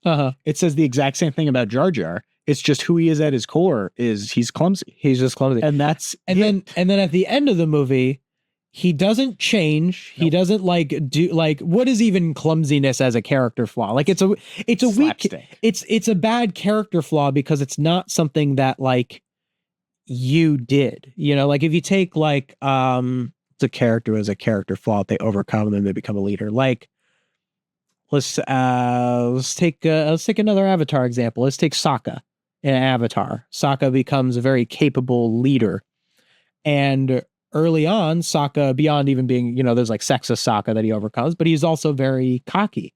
You know, he's very full of himself. And one of the major parts of, you know, a later season 3 episode where he trains under Pian Dao in the Way of the Swords is that he goes, "No, I am not worthy. I want to learn from you." And that's how he learns that.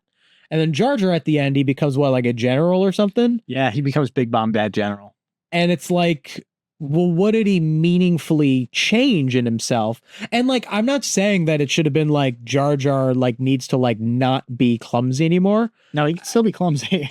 But like, that's not even a character flaw. Like if someone is like, what makes someone clumsy? That they're irresponsible, that they're, you know, what is the actual shortcoming of you as a person that makes you clumsy? And like, that would be the thing. But I think because they're so wrapped up in Jar Jar is just clumsy because he's clumsy, and we want to do the slapstick because we want the kids to laugh and want to buy Jar Jar toys. That's really all it ends up being. Such a mistake. And it doesn't, yeah. And then you compare it to, again, like we were talking about R2-D2. R2-D2 was the big marketable toy from the OT. Yeah. And R2-D2 is not really, R2-D2 doesn't really have like a character flaw. Like he just kind of is R2-D2, but he doesn't. I think C3PO is probably a better example there because he's kind of the comic relief in the original trilogy, and he's a bit, you know, stuffy. Yeah. You know, he's, you know, R2-D2 is trying to go his way, and C3PO is always like, "Why are you doing this? I'm not going to go with you." And they kind of follows begrudgingly. I don't know if he necessarily changes too much, but he at least, you know, maybe that's a part of the problem is that right now we're looking at, okay, like why doesn't Jar Jar have a character arc? Like we're thinking of that, but like not every character has to have a character arc, you know, especially when they're like the companion who's like with them on the journey. Like he doesn't need to have a character arc. Anakin has a character arc. Qui-Gon has a character arc. Like it doesn't matter. Like those are the characters who are supposed to have arcs because they're the main characters. Stage, yeah. But I think the problem is that the fact that Jar Jar was banished and the fact that Jar Jar becomes a general at the end, these are two things that happen to characters who are supposed to have character arcs. Yeah. I'm getting that right now. Like if you're someone who gets banished, you are banished for a reason, you know? It might not be that like because Zuko didn't deserve to get banished, but like his internalization of that is a part of his character flaw. Yeah. That would be a thing that would happen to a character who hasn't. If a character doesn't have an arc, why does it matter that they got banished?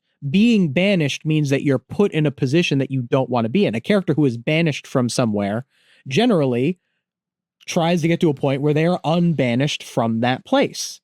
And in order to do that, they have to overcome a character arc. Yeah. So since Jar Jar is banished, it puts him in a position where it's like, oh, this character needs to overcome something in order to overcome that problem in being banished. And since he's just Jar Jar, at the end, he just kind of becomes a general and everyone loves him, but he's the same guy who's going to still knock stuff. He knocks stuff over in the final battle. That's how he finds such success, is by knocking things over. That's how he doesn't die, is by knocking things over. Jar Jar doesn't even want to not be banished. He goes, oh yeah, like I'm from Gungan City. And Qui-Gon's like, take me there. And he's like, I shouldn't have said that. And he's like, why? He's like, I'm banished. I can't go back. And he's like, take me there. And he's like, okay. And then he comes in and he's like, I'm sorry. Like I shouldn't be here. Like he doesn't even want to do that. I said earlier too, like save the character arcs for characters who are more center stage. Jar Jar's has center stage as possibly be. So he's not C-3PO. He is one of the main cast. So perhaps actually the alternative is not so much to have Jar Jar not have been banished or not become a general. The better thing to have done was to give Jar Jar an arc, was to give Jar Jar a character flaw that's not clumsiness. Because he can be clumsy at the beginning and the end. Like you can have, I'll even defend it. You can have a lot of the slapstick. You really could. Like I don't mind it. I don't think it's funny. I've never really laughed at Jar Jar, but I don't think it's abhorrent. Like it doesn't grind my gears. Yeah, like there's a couple of times where it's like, okay, whatever. But like, you know, it's my like tongue is fat. Like that gets me every time. Yeah. Give him something that is a shortcoming. Like maybe, and you can tie it to clumsiness a little bit. Like maybe he's, I don't know, what's like a good character flaw? The reason Jar Jar is in this story so much, and the reason that Jar Jar is constantly in the battles is because he thinks he's more capable than he is. And then he is clumsy and he messes things up, but he keeps putting himself in these situations. You know what? That should be the arc. That's what it should have been. He should have, like, the reason that he knocked over all that stuff, the reason that he did that is because not so much because he's clumsy, but because he was in a place that he wasn't supposed to be, because he thinks that he deserves it. Yeah. Because he's the Prince of the Gungans. He's the Prince of the Gungans. Get out of my way. Yeah, maybe perhaps in this other draft he could have been the Prince of the Gungans. I think we're really unraveling this. I think, yeah. You Prince Jar Jar really. You said what to say about Jar Jar that hasn't been said. I think this is it. I think this is it. 27 years later, still deconstructing the character. We fixed Jar Jar being. He thinks of himself as he wants to be something that maybe he's not really capable of. Maybe he wants to be more of a warrior, but he's actually better suited as a tactician. Maybe that's the point of Jar Jar. And maybe throughout the story where he's on the journey with Obi-Wan and Qui-Gon, maybe instead of him just going, oh no, there's Wisa gonna die, you know, maybe instead of that, maybe every so often between all of the slapstick, he makes a decision that's like, wait a minute, yeah, let's do that. Totally. Like maybe every so often we get that subversion where Jar Jar makes a key decision, and then maybe at the end it's not so much that it's like, Jar Jar, you're just in the battle, you're the general, you're the this, and then he knocks over all the things, and then they just kind of win, and it's like, yay, Jar Jar. Maybe there is some element of strategy, and that's what makes Prince Jar Jar unbanished. Well, he does to be in the troops. He goes, steady. I think that's the arc. I think that's all. Like it's really not that. It's really that simple. Have to change that much. You don't have to change that much. Just give him a scar on his face. You will learn respect, and suffering will be your teacher. Onto the planet core. Planning. Oh, look, even there, like he's trying to make decisions. Like the seeds are there, you know, the seeds are there. Jar Jar really was the key. It's just George didn't use it. I will say, what George is talking about there is Jar Jar. I don't know if he's necessarily the first, but he's the first enormous, completely CGI character. Yes. The idea behind what George is saying there that I love taking out of context, but I would feel bad never saying, is if we can get people to empathize with a completely CGI character, then the whole movie works. And he failed because people hate Jar Jar. Yeah. Okay. Let's talk about his design. All right. Yeah. This is, I think, a pretty fair frame of it. You know, he looks a little silly here, but like, it's kind of the point. Silly. He's Jar Jar. He's Jar Jar Binks. So I think Jar Jar runs into certain problems that I mentioned in my recent video where I talked about the Moana live action. And it also goes into a little bit I talked about in that video, Wicked. Did you see the Wicked movies? I did. Yeah. So a big part of Wicked is the animals, freeing the animals. And because Wicked is a live action film made in the 2020s, the filmmakers were really given no choice but to have the animals look like animals. Yeah. They're really like, as much as I want to be like, oh, it should have been like, because in the original Wizard of Oz movie, the Cowardly Lion is a guy in a costume. In the musical Wicked, they're in the music, people in costumes. but that's theater. Theater in the theater medium of film. Well, I think that we can accept it in the medium of film. I just think that we currently don't. Yeah.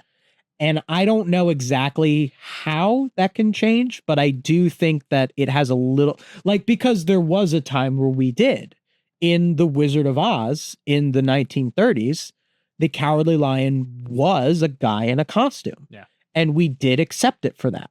So, and the reason it was like that before, one way of looking at it is it's because CGI didn't exist. So there was literally, it was between that and having a real lion on set. And trust me, the set of The Wizard of Oz was dangerous enough back then, there just was no other way to do it than to have a guy in a lion costume. So I think that because in the absence of CGI, I guess they could have done a puppet too, but that probably would have been a bit much, even in the 30s, the puppet technology was not there. I mean, maybe a really advanced marionette, but that was pre-Henson and all of that, where they did not have boundaries of puppetry. It wasn't like Little Shop of Horrors, where you have like, I watched the Little Shop of Horrors. 30 people operating that and then filming some of those songs at half speed so that the puppetry of it is lined up. I'm so glad they made that movie before CGI existed. Little Shop of Horrors. It just is.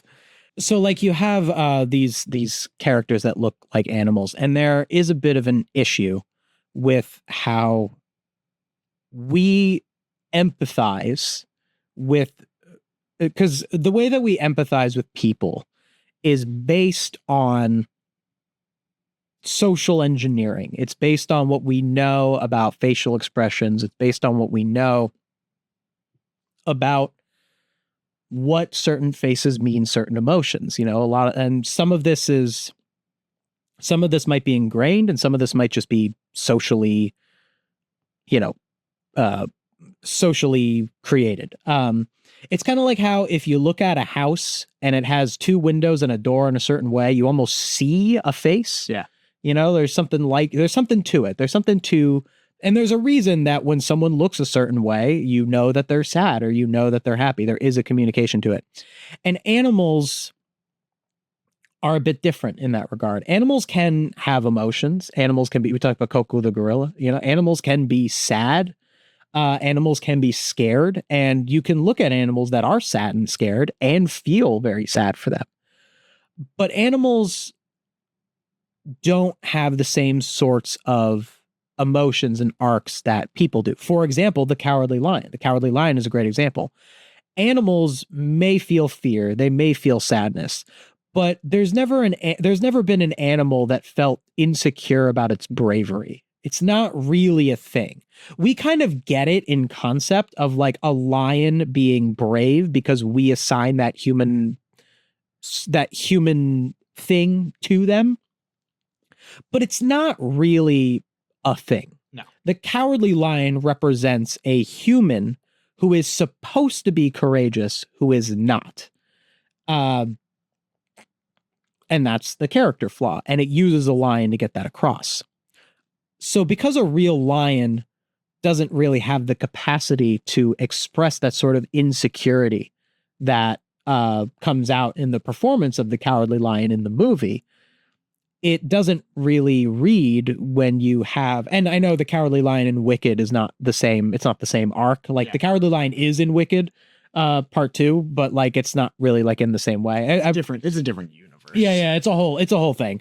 But like, if you take the most prominent animal character in Wicked would be Dr. Dillamond, and Dr. Dillamond is a character who faces oppression, who is a part of an outgroup and is reminded that his outgroup is the lesser in their society. This is seen with the scene where they put like animals get out or something like in his classroom. Someone vandalizes his classroom and says, yes. like, what is it that they say? It's something. I don't remember what it says on the board, but he flips over his chalkboard. There is, animals leave Oz. Yeah. It's something like that. And there is a shot of the Dr. Dillamond goat directly on his face. And I can tell that the animators really did their absolute best to make us feel for that character in that moment. And the fact that it was voice acted, Peter Dinklage was the voice, the fact that it was voice acted by a person, that helps. The reactions of the other characters, these things help. So many things help.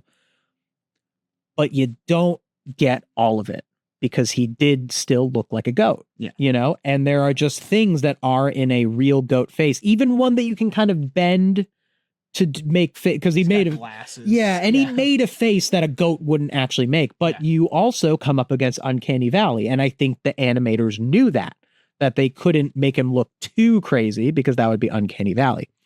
And there is a point where it's like that moment, if the world had a different perception and it was a guy in a costume having a real facial reaction and knowing Peter Dinklage is acting from Game of Thrones and stuff, it would pull it off, If you had the actual actor there who made a facial expression, it just every single time would have hit harder. It doesn't ruin the movie. It doesn't destroy the movie.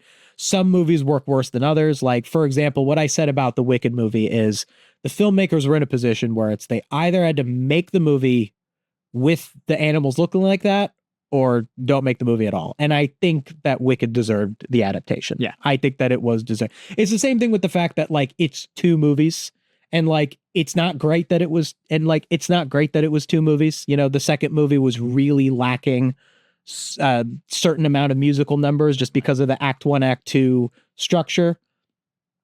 But if it was one movie, it would have been too crammed. It's one of those things where you look at it and it's like, what else were they going to do? Yeah, I'm glad the adaptation exists and I can understand this sort of limitation. Whereas there are some things where it's like, now the adaptation shouldn't have existed, which is what I think about Lion King 2019 with all the photorealistic animals, where but basically what I'm getting at is that it's fundamentally very difficult to empathize with something that just doesn't look human enough. There are certain things that you need in a character design to get people to empathize with. And that can work with a fully CGI character, but they didn't get it. Well, that's right, why Gollum, with this. Yeah. That's why Gollum works in the Lord of the Rings, which I know you haven't seen, but that is Andy Serkis giving a performance. They're taking that and putting it on a very human looking. Yep. Obviously he's not the most human looking, but his face, the parts of the face. Yeah. The parts of the face do it. And that was, I don't know the exact date, but that was not too long after 2003, 2004. Genuinely, they took a lot of inspiration and a lot of the technology from this and kind of polished it up. But this is not very far off from Gollum in Two Towers. Yeah. So I think that's where, and I think a part of the reason too is that they didn't give Jar Jar an arc. So they probably felt that they didn't need that as much. So I think actually the stuff that we were talking about considering Jar Jar having an arc would have helped with all that stuff. It actually would have made a difference because then they would have had moments where it's like, oh wait, we need to make this character be able to show emotion more. And that's definitely, it also is a limitation of the time as well. I think that the amount that they had to do to make this character exist is probably a lot to start. Especially in this time period. Yeah. So to take it one step further and try to make them look more person-like, I don't know enough about the technology, but it probably couldn't have been done. That is what makes it very hard to properly follow Jar Jar as a character. And I think that this is a limitation that R2-D2 and C-3PO got around by being robots. Like I said earlier about the chirping of the, they are physically, there is a robot for R2-D2, and he doesn't emote the same way. C-3PO is, again, probably a better example because it's a guy in a costume and he has a face. But Jar Jar is a completely CGI character, and that's definitely what he wanted. And that's what George was going for. He loved that. Yeah. And in some ways I respect it, just the wanting to use a, for better or for worse. Cause I think now could be a good time to discuss also Let's get into the practical effects versus CGI. Yeah.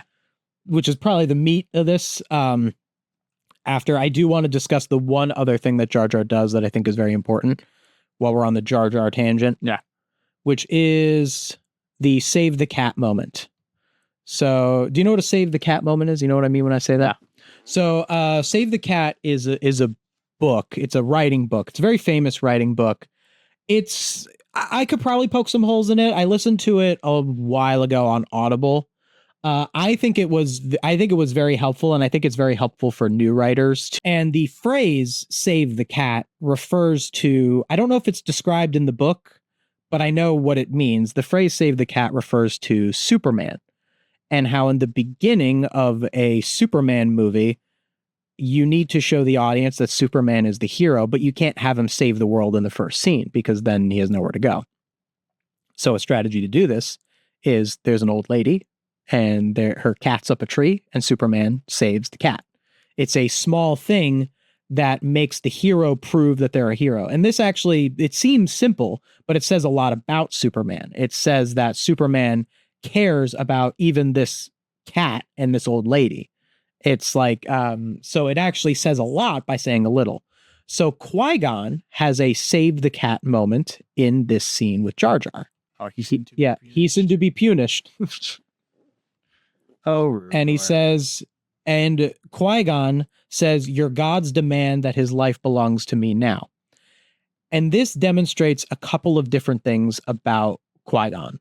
One, that he is a hero. He's someone who is caring about the life of someone like Jar Jar. He could have just left. And somebody who he has openly showed he does not like. Yeah, he doesn't like shown contempt for Jar Jar. He is not taking him for personal gain. No.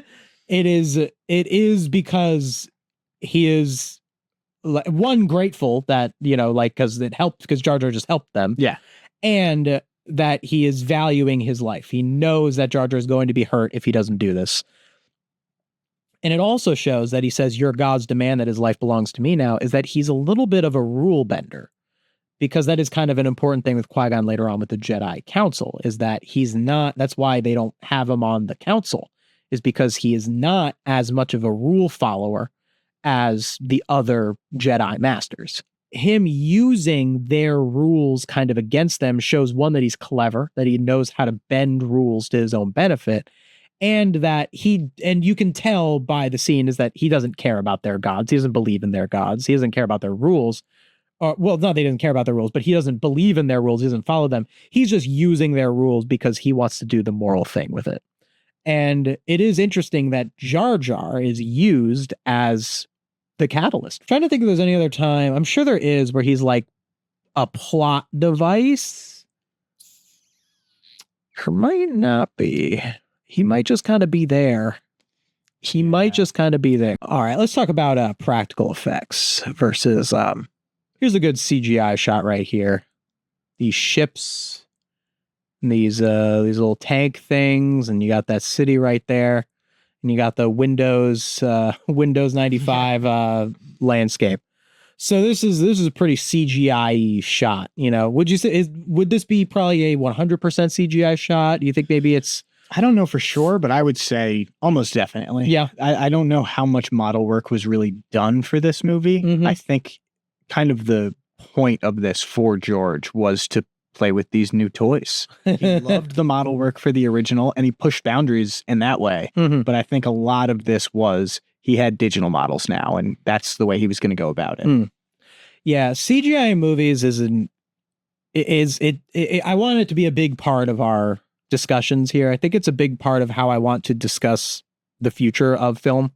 A lot of this obviously comes from the rise of AI, and I think our generation's efforts to reject AI. I reject AI. I reject it as something to be ever used in movies. Unfortunately, George doesn't feel the same way. What did he say? I guess we got to address that first. Definitely Let's just start with that.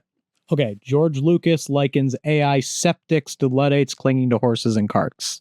Septics? Yep. That's a typo in the headline. The Guardian. Star Wars director calls AI technology the future of filmmaking and says there's nothing you can do about it. Okay.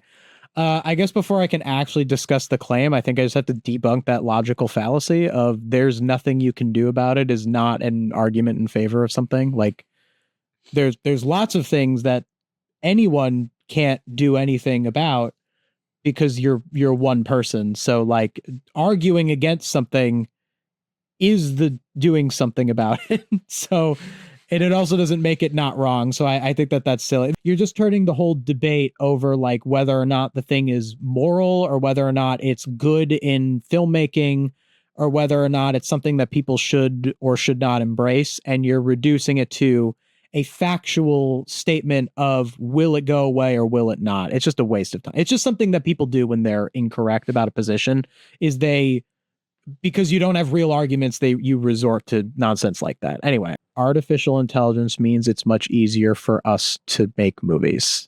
So notice how it doesn't, like, this doesn't explain how it's easier to make movies.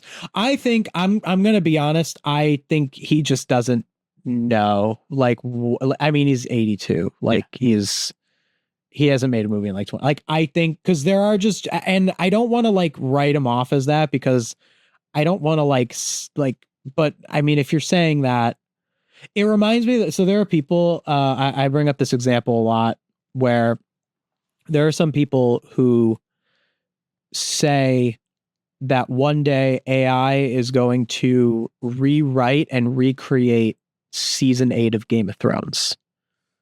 This is what people say. And I call this a messiah complex because it's a belief that something is going to do this like perfect thing that's going to fix the thing that you think is bad in the world. Yeah. In their case, the Game of Thrones season 8. And I think that's kind of what we're probably seeing here is like means it's much easier for us to make movies. Well, how? Like what does that mean? Like by does it even and then there's obviously the lack of human intent that makes the movies worse. Like easier. There's lots of things that are easier to do that are not better to do.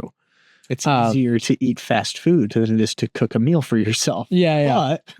But I do think it also speaks to like not knowing what it would actually do. Because even like now, like it's just a silly thing to say because even like now, like AI can't generate more than like 20 seconds of something. Like it's not like you would really be able to meet, like, unfortunately, that's kind of the only reason we haven't like seen it in movies yet. Like I hope that we reject it if it gets to that. It might not ever get to that point, to be honest. I don't know. I'm not going to be like him and say, oh, it's definitely not or definitely this. What it definitely will not do is replace human intent. That I know for a fact it won't do, but that's just factually correct.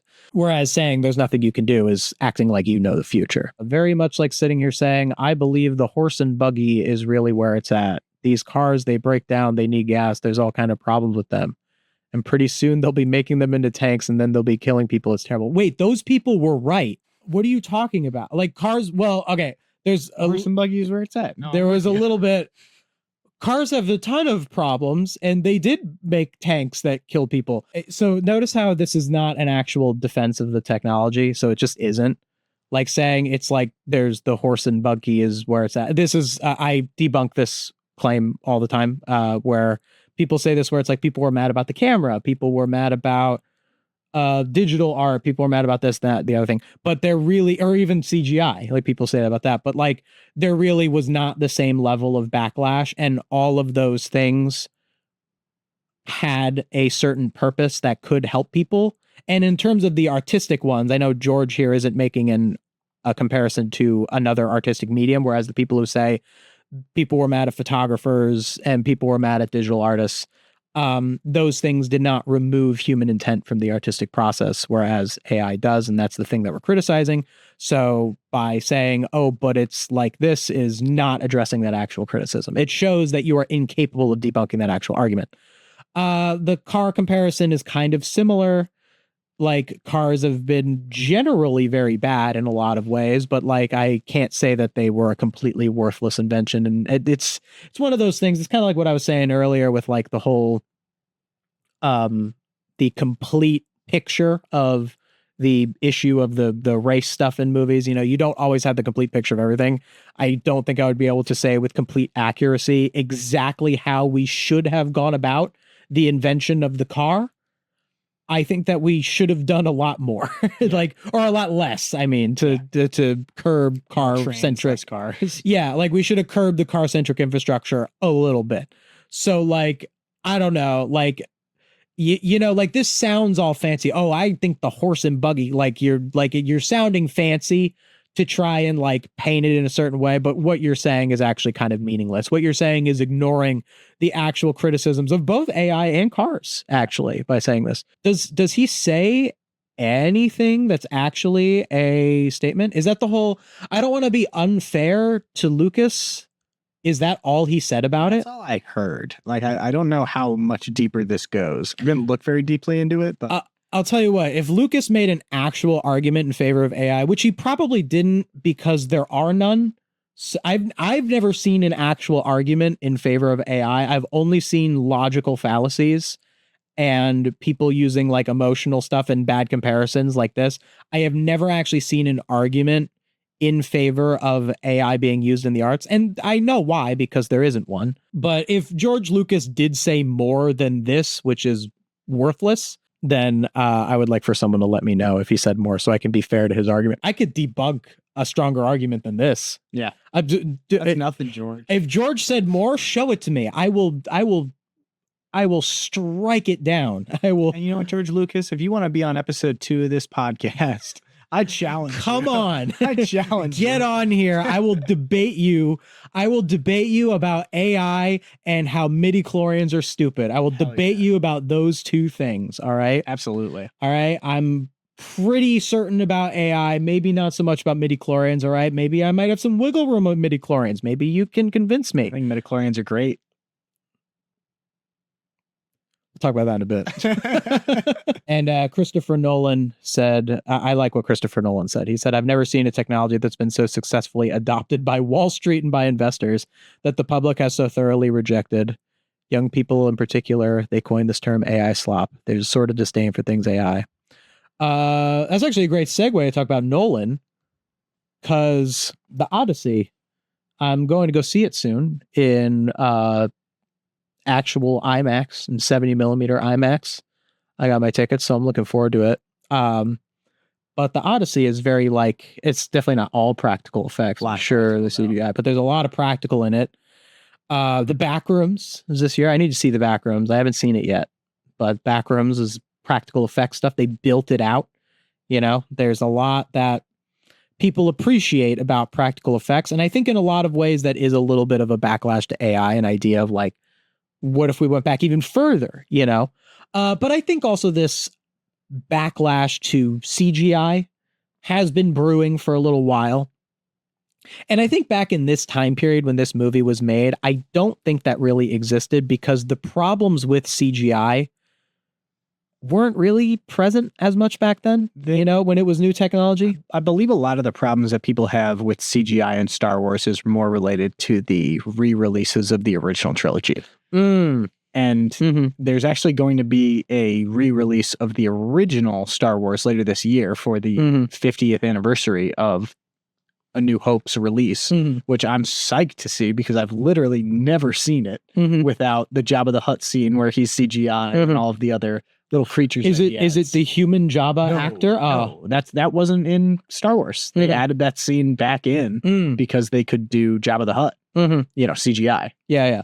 But I believe a lot of the backlash in regards to CGI with Star Wars, not that people love CGI in the prequels in the modern day, but it's in regards to the re-release. Redoing the re-releases. Which we'll discuss more as we get into those. I mean, those are going to be the versions that we watch.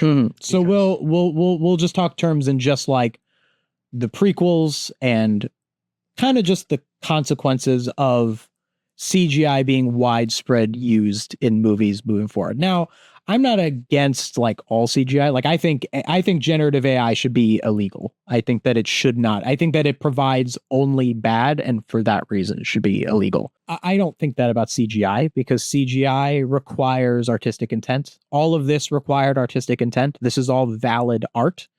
Everything in this movie all of as weird as Jar Jar looks, as weird as the Lion King 2019 lions look, they're still created by artists. I think that maybe they shouldn't have made that movie, The Lion King 2019, because like it just doesn't really work as a movie. But it's not the same as like AI, where it's like, I think that this is a genuine harm to the media landscape as a whole.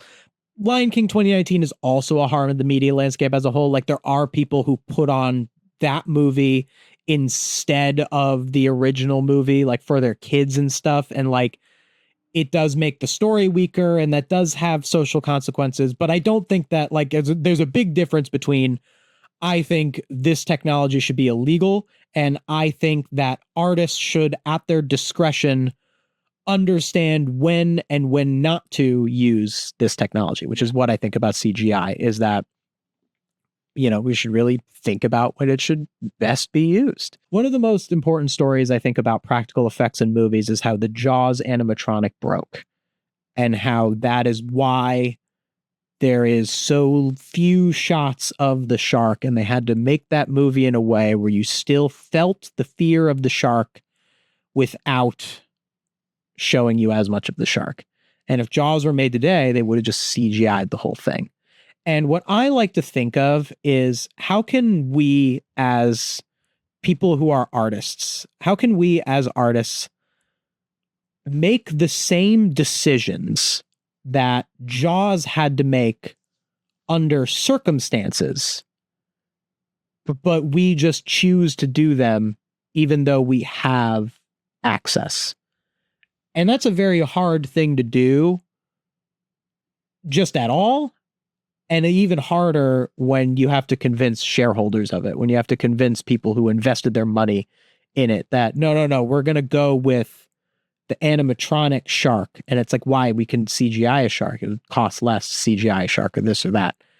When it was a time where they couldn't do anything else, that was all they would do. But when, similar to the CGI lion, you know, the real lion, the real cowardly lion in The Wizard of Oz, it was easy to accept because what else were they going to do?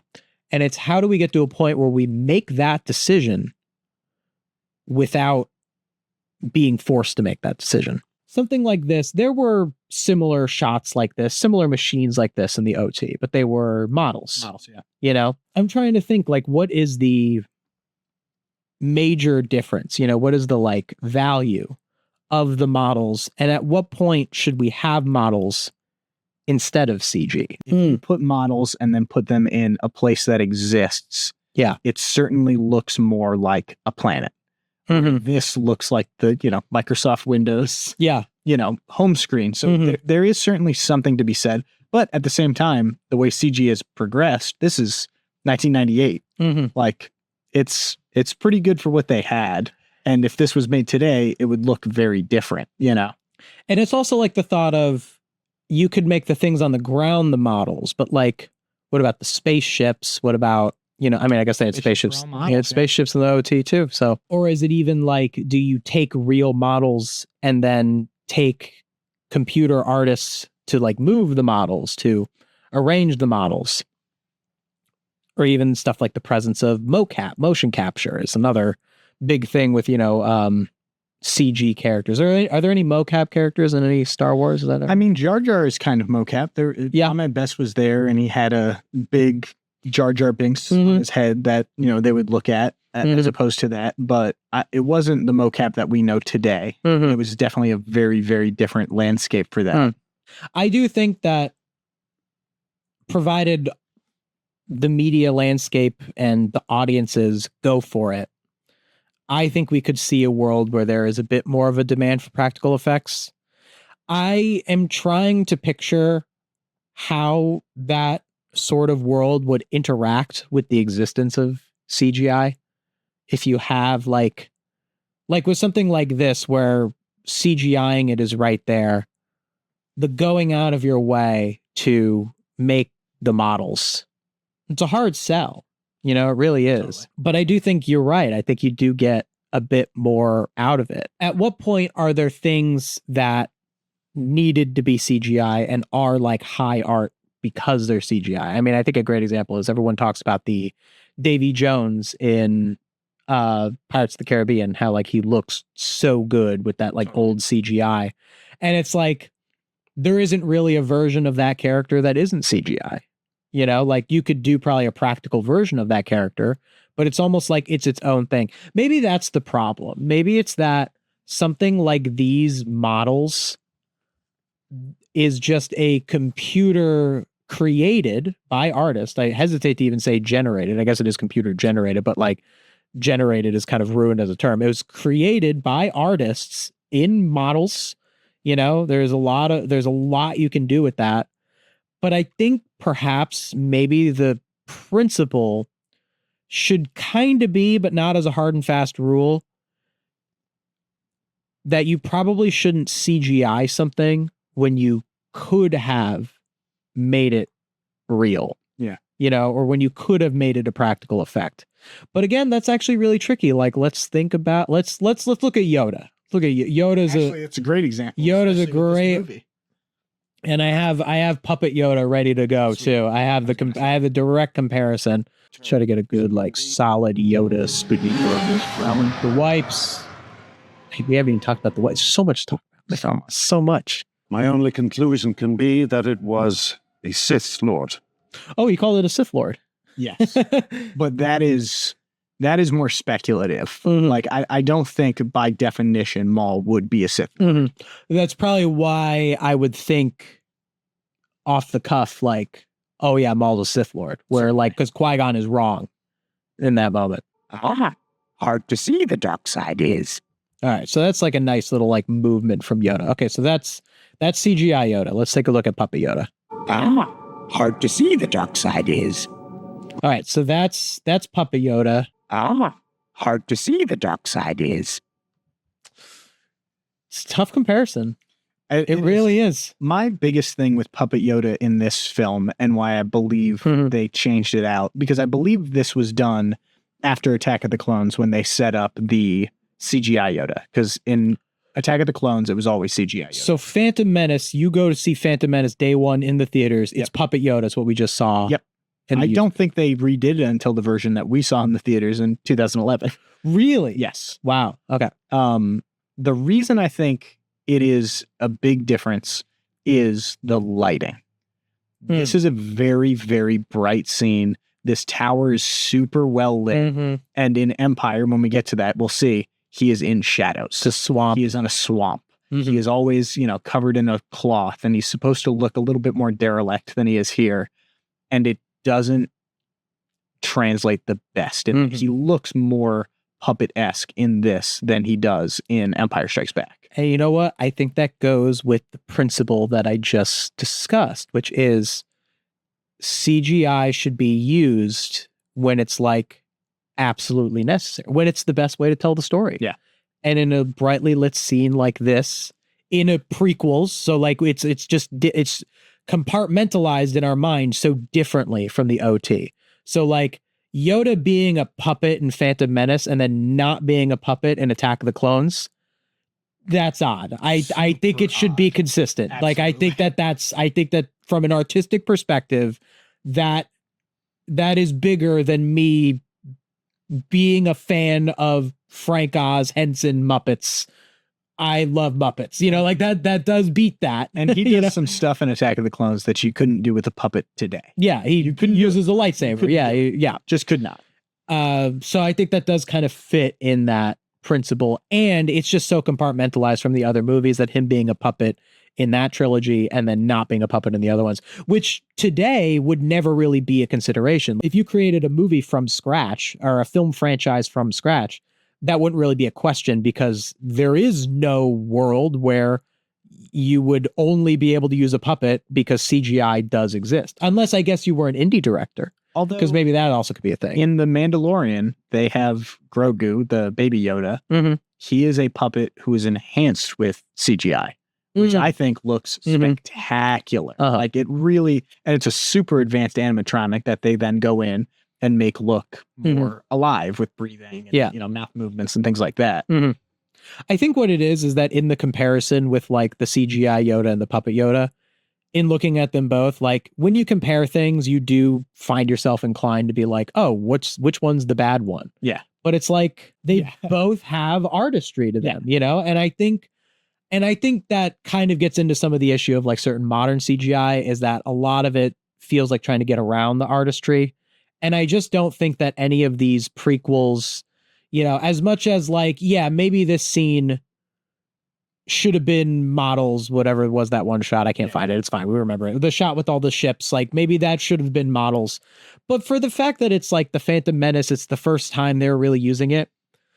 I don't think there was anything wrong with trying. I don't think there was anything wrong with seeing, can we use a computer to make the models? And now we know. Like, think of it almost like an experiment. And I think that this movie was an experiment. Like, they certainly went out, and the way they talk about creating these models is nothing but passion. Yeah. There's going to be a CG creature in the next film that I'll talk about a lot, where in the behind the scenes, the people that made it talk so in depth about like the way it would live and the way its digestive system. Like, these people are really, really dedicated to making these look realistic. Like, there is serious artistry involved. And if someday in the future that it's like, okay, the principle is we only use CGI and we absolutely have to, where the point where a scene with all those ships would be like, no, we got to have a model maker do it. I think that in that world, we could still appreciate the existence of the Phantom Menace that didn't do that because it helped us come to that conclusion. I think that that's something that we can appreciate about the CGI stuff. All right, we'll definitely talk more about CGI versus practical effects. We got a bunch more movies to talk about it in. So and Clones has a bit more CGI than this one. But there is a subject that's important to this movie, and it's midichlorians. I guess let's just set the stage. So midichlorians are mentioned in a couple of different scenes in the movie, but there's two that I really looked at. And there's this one where I believe this is the first time that midichlorians is said in all of Star Wars. Because midichlorians are not said in the OT. Right. Although some people debate that they should have been. Is that so? That's something that I would debate. If you have time for that debate right gotcha. now. No, we'll get to that. We'll get to important. That. So I'm totally kidding. I want that to be clear. So this is the first time midichlorians are said, and I think it's one of those things where I just need to let the scene speak for itself. Anakin, he got hurt in the pod race. Is that it? And Qui-Gon takes some of Anakin's blood and he says, I'm sending it off to see if you have an infection. Yeah, I'm checking your blood for infection. Checking your blood for infection is what Qui-Gon said. He lied to Anakin because the actual reason is that, well, let's see. We need a midichlorian count. We need a midichlorian count. The reading is off the chart. Over 20,000. Exact. Like, just over 20,000. Over 20,000. I wish I knew exactly how far over 20,000. Like, is it 21,000? It's 100,000. Is it? Over 20,000. Technically correct. 15,000. Oh, we got to get to the best line in the scene. The midichlorian count that. Okay. All right. So we got that scene where before we comment, we need to go to the next scene. So midichlorians mentioned. I think they say it again in that one scene with the Yoda, and then we get to the midichlorian scene. What are midichlorians? Midichlorians are microscopic life form sides within all living cells. They live inside me. Inside your cells, yes. Inside your cells. Very important. They continually speak to us. Yes, they do. Telling us the will of the Force. Telling us the will of the Force. I do want to say that is important. Telling us the will of the Force, which means that midichlorians are not the Force themselves. No, of course not. They tell us the will of the Force. This is a very common Star Wars misconception that midichlorians are the Force. Yeah. That line disproves that. They're the way in which we can use the Force. Yeah. To when you learn to quiet your mind, you'll hear them speaking to you. Which, by the way, like when you learn to quiet your mind, you'll hear them speaking to you. Symbolically, that's not a bad line. Yeah. You know, like it's like, yeah, if you quiet your mind, like but it just replaced midichlorians with the Force. Like it's like you don't need the okay. So midichlorians.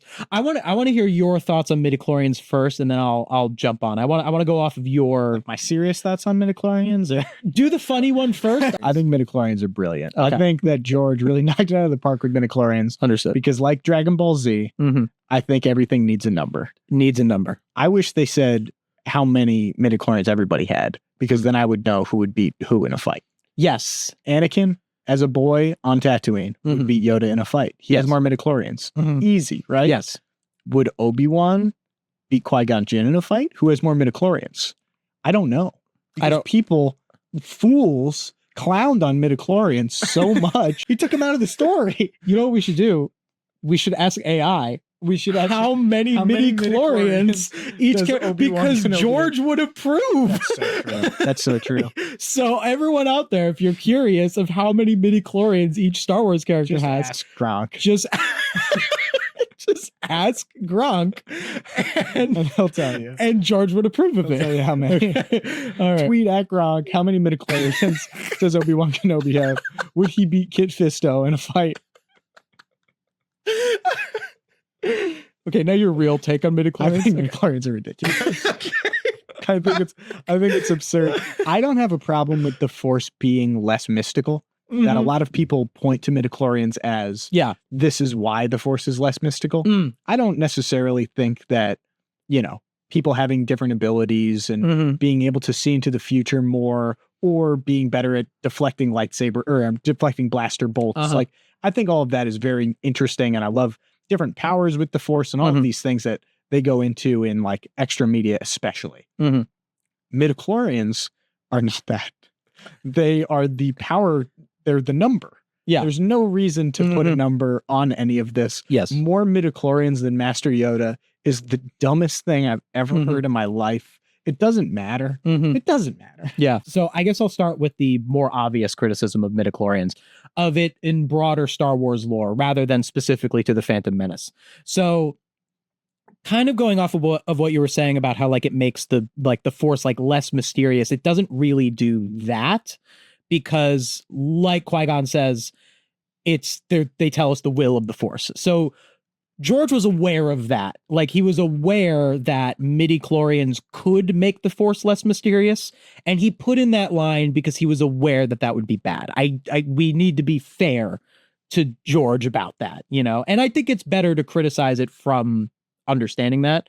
So what it does do is it is adding on to something in a way that doesn't need to be added on to. I think sometimes in storytelling, we can find ourselves making a decision just in the moment. Like, as we're writing a story, we get to a part of the story and we just make a choice that feels right at the time, but it doesn't work with the broader story. And the longer your story is, and the more intricate your story's universe is, as Star Wars definitely is, the more intricate your story is, the more decisions you have to make as you write further. And I think that after the OT, with all of the stuff about the Force, I think as the story progressed, because even though we're a prequel, we are still progressing the world. The world building increases with the prequels, even though the story is going backwards chronologically. And a big part of that is seeing the Jedi Order, seeing the Jedi when they were an order, instead of it being, Luke Skywalker's. I've heard he's the last Jedi. We'll get to that. And all that sort of stuff. And I think that in that scenario, there is sometimes a pressure to add something. And I think that's kind of what midichlorians are, is that they're adding a thing where it's like, in the mind, it's like, okay, like there's the Force is mysterious. What if there is another element to the Force, but it doesn't actually do anything to it? Like you said, it's just a number. It's just a number. Like, I think oftentimes a defense of midichlorians, that I can respect this defense from a Star Wars fan, is that midichlorians don't ruin the Force. They don't destroy the Force. But if they don't ruin the Force, what do they do? But the other thing with midichlorians that I think that I really have been thinking about a lot, and I actually don't know if I fully have formed my opinion on it yet, is how it affects the story of Phantom Menace specifically. Because the point of Phantom Menace, or at least like one of the things about Qui-Gon that makes him a character that we like, Qui-Gon is a very popular character in a movie that is often disliked.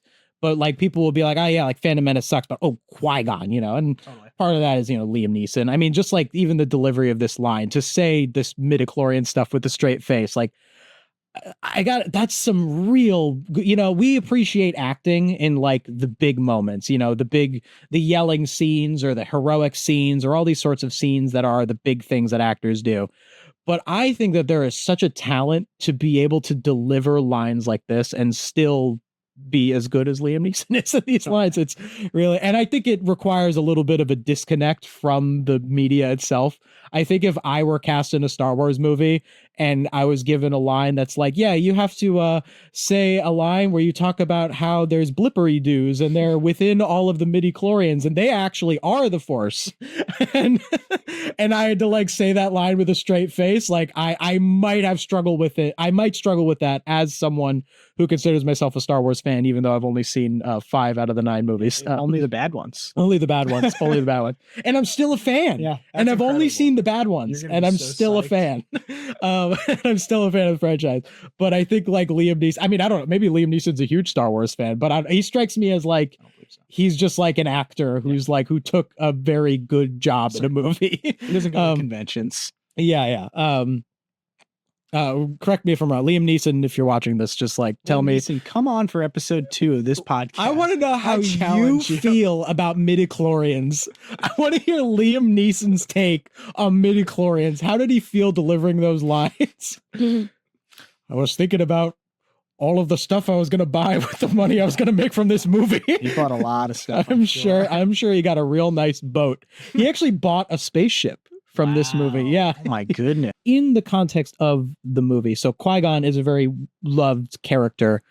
And I think a lot of the reasons why he's so loved is because he is this father figure to Anakin. Seeing a child who doesn't have anyone and seeing this guy act like so fatherly to him, that makes us love him. That is just something that is ingrained in us to be a respectable character trait. So Qui-Gon, so the main thing about Qui-Gon that makes him that fatherly figure is that he is the one who believes in Anakin more than any other character in the story. That's like and his belief in Anakin is because he's like the chosen one and he's the power of the Force and all that sort of stuff. And I still think that that's fine. I don't hate the chosen one trope. I think that it can be done well. I think it just depends on the story. But chosen one tropes can be done fine, especially when being the chosen one is such a heavy burden, like it certainly is for Anakin. I mean, we know what happens to him. Avatar is another example of a good chosen one trope. But it's not so much that Anakin 100% is the chosen one. It's that Qui-Gon believes that he's the chosen one is what kind of matters. And he believes this based on 3 things. There are 3 things that convince Qui-Gon that Anakin is this person that he should take under his wing, that he should take to the Jedi Council and break the rules of the Jedi Council to train him. The first is that he feels the Force in Anakin. This is very thematically sound. There are times where you get to know someone. I've been a teacher, and sometimes you do feel that way about certain students. You should always treat every student equally, obviously, but sometimes there are times where when you're a teacher, there are certain things where there is a specific talent in a student that you feel like should be nurtured in a certain way. You could find out how many midichlorians those students have. I'll get to that. Yeah. So that's the first one, is that Qui-Gon understands the Force. And obviously this is explained through being objective. It is saying that because the Force is an actual thing in the story. It may be mysterious, but it is an actual thing. And if Qui-Gon says he feels the Force, that does mean that he is literally feeling a thing. But you can also tell that it represents him feeling that personally. The second thing is that Anakin was an immaculate conception, that his mother claims that he had no father, that he is a child, gave birth to him, raised him, that he is the child of the Force. And that's more into like prophecy territory, sure, all that sort of stuff. But also like Qui-Gon doesn't know that that's the truth. Like his mother could be lying. There's a lot of other stuff, you know. I don't know. Like I don't know if I'll make a big statement on whether or not that whole thing of child of the Force is like, what do you think of that? What is your thoughts of child of the Force? There's a little more to that. So actually, I'm gonna let. We're gonna wait. I'm gonna let that one sit for now. All right, we're gonna put a pin in child of the Force. Yes. I'm gonna for now say that because just from the perspective of Qui-Gon having faith that Anakin's mother is telling the truth about him being a child of the Force, not that it's objectively true, the fact that Qui-Gon has faith in it is a sound reason for him to want to train Anakin. And the third reason is because he has 20,000 midichlorians. Over 20,000. Over 20,000. 20,000 would be embarrassing. That's like how many Master Yoda. That's just how many Master Yoda has. 20,000. Over 20,000. It's 500,000. Yeah. maybe Master Yoda has exactly 20,000. Yeah. Which is why Obi-Wan says that. And he actually has like 1.5 billion. By the way, midichlorians, the count of midichlorians is the amount of midichlorians in each of Anakin's cell. Yeah, you knew that. Okay, I'm sorry I doubted that you did. I wanted to point it out. It's like just because I feel that that's important, because you might think like, oh, 20,000 midichlorians like in his whole body. It's per cell. It's per cell. That's relevant, I think. Or it's not, or none of it's relevant. Maybe that's the problem. It's all relevant. So, like I said earlier, Qui-Gon already has reasons to want Anakin to train in the ways of the Jedi because he feels the Force and he sees him win at the pod race. Like, I guess that's another part of it too. Yeah. Anakin has already shown himself to be a remarkable child. Part of it too is he believes he's the chosen one. The chosen one. Yeah, for sure. But also like even that's why probably it works well with the mother saying that. So Qui-Gon already thought that he was remarkable with the Force. And then there's the whole, child of the Force. There's still a little bit of doubt there, but it's not as objective as 20,000 midichlorians. There's something too with the 20,000 midichlorians, as funny as it is, too. It's more than Master Yoda. He has the most. Undoubtedly has the most, and he's of a species where there's one other in this film, but he is the only one in all of the films aside from Yaddle who has no lines in this film. But his species is incredibly rare, and it's posited that he is so powerful in the Force because of the race that he is. So Anakin being a human with more midichlorians than Master Yoda is crazy. That adds to it being more preposterous. Yes. Gotcha. So I think like the problem is that the debate between Qui-Gon and the Jedi Order is that Anakin should be an exception to the rule. Qui-Gon cannot have two Padawans. You can have one Padawan. Obi-Wan is his Padawan. End of discussion. You can't train Anakin. The biggest issue is he's too old. Oh, is that Qui-Gon's too old? Certain, like the absolute biggest. They think that Qui-Gon Anakin's too old. Oh, is that Anakin's too old? Yeah. So because you take a Jedi as a baby, so that and this will come up a lot in the next film. Wait, that's actually why? I was so gonna get that wrong. Yeah, the biggest reason is because he's too old. Because of the attachments, and that's why Yoda's grilling him of just like, you miss your mother, don't you? And he's like, yeah. He's like. This is why I'm so glad I have you here. Yeah, this is why I need you for this stuff. Yeah. That's even better. So there's the debate. So the whole point is that Anakin should be an exception to the rule.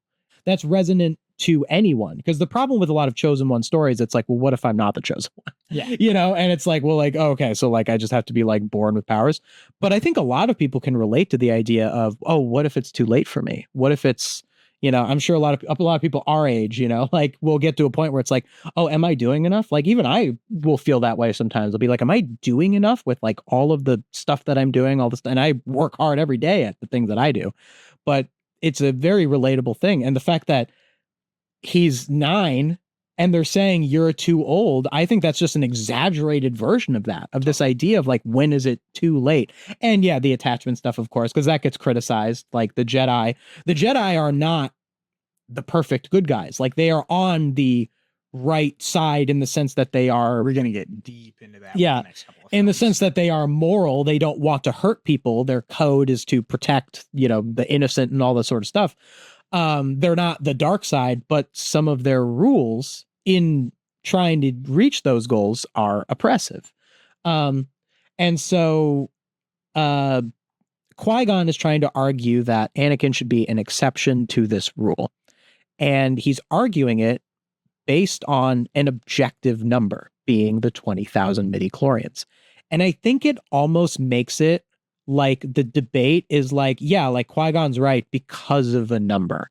And like in so many ways in real life, that's the case. Like in real life, that happens all the time where someone is just objectively like, I mean, climate change, like, climate or like vaccines, like there's like these things where there are things in real life where people have the correct numbers, the correct data because they're scientists and they study it and they're right. And people who disagree with it are wrong. And the numbers say that.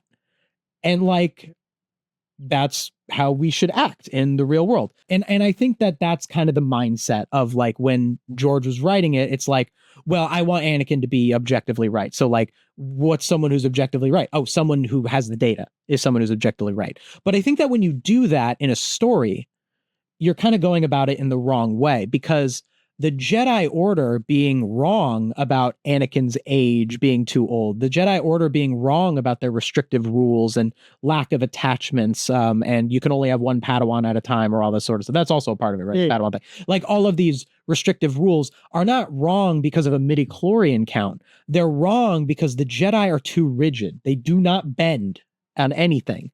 And sometimes to defeat evil, you sometimes have to bend. You sometimes have to bend the rules. And hey, this kid has potential. If we only take babies to be Jedi because we're afraid of not being able to control them enough, then that's a problem. But also then at the same time, if you take them too old, maybe they turn into Darth Vader. So, there is such a balance to that. And that balance is a philosophical perspective. It's trying to that's what it is. It's a perspective on morality of how someone should act. Saying you should do this thing because the numbers say you should do it, that's great for a scientific paper. Or sometimes there's some movies where that could be the case, like Jurassic Park. John Hammond is objectively wrong about the dinosaurs, like, oh, no, we made them all female. So like they'll not, so that they won't breed. So it won't get out of hand.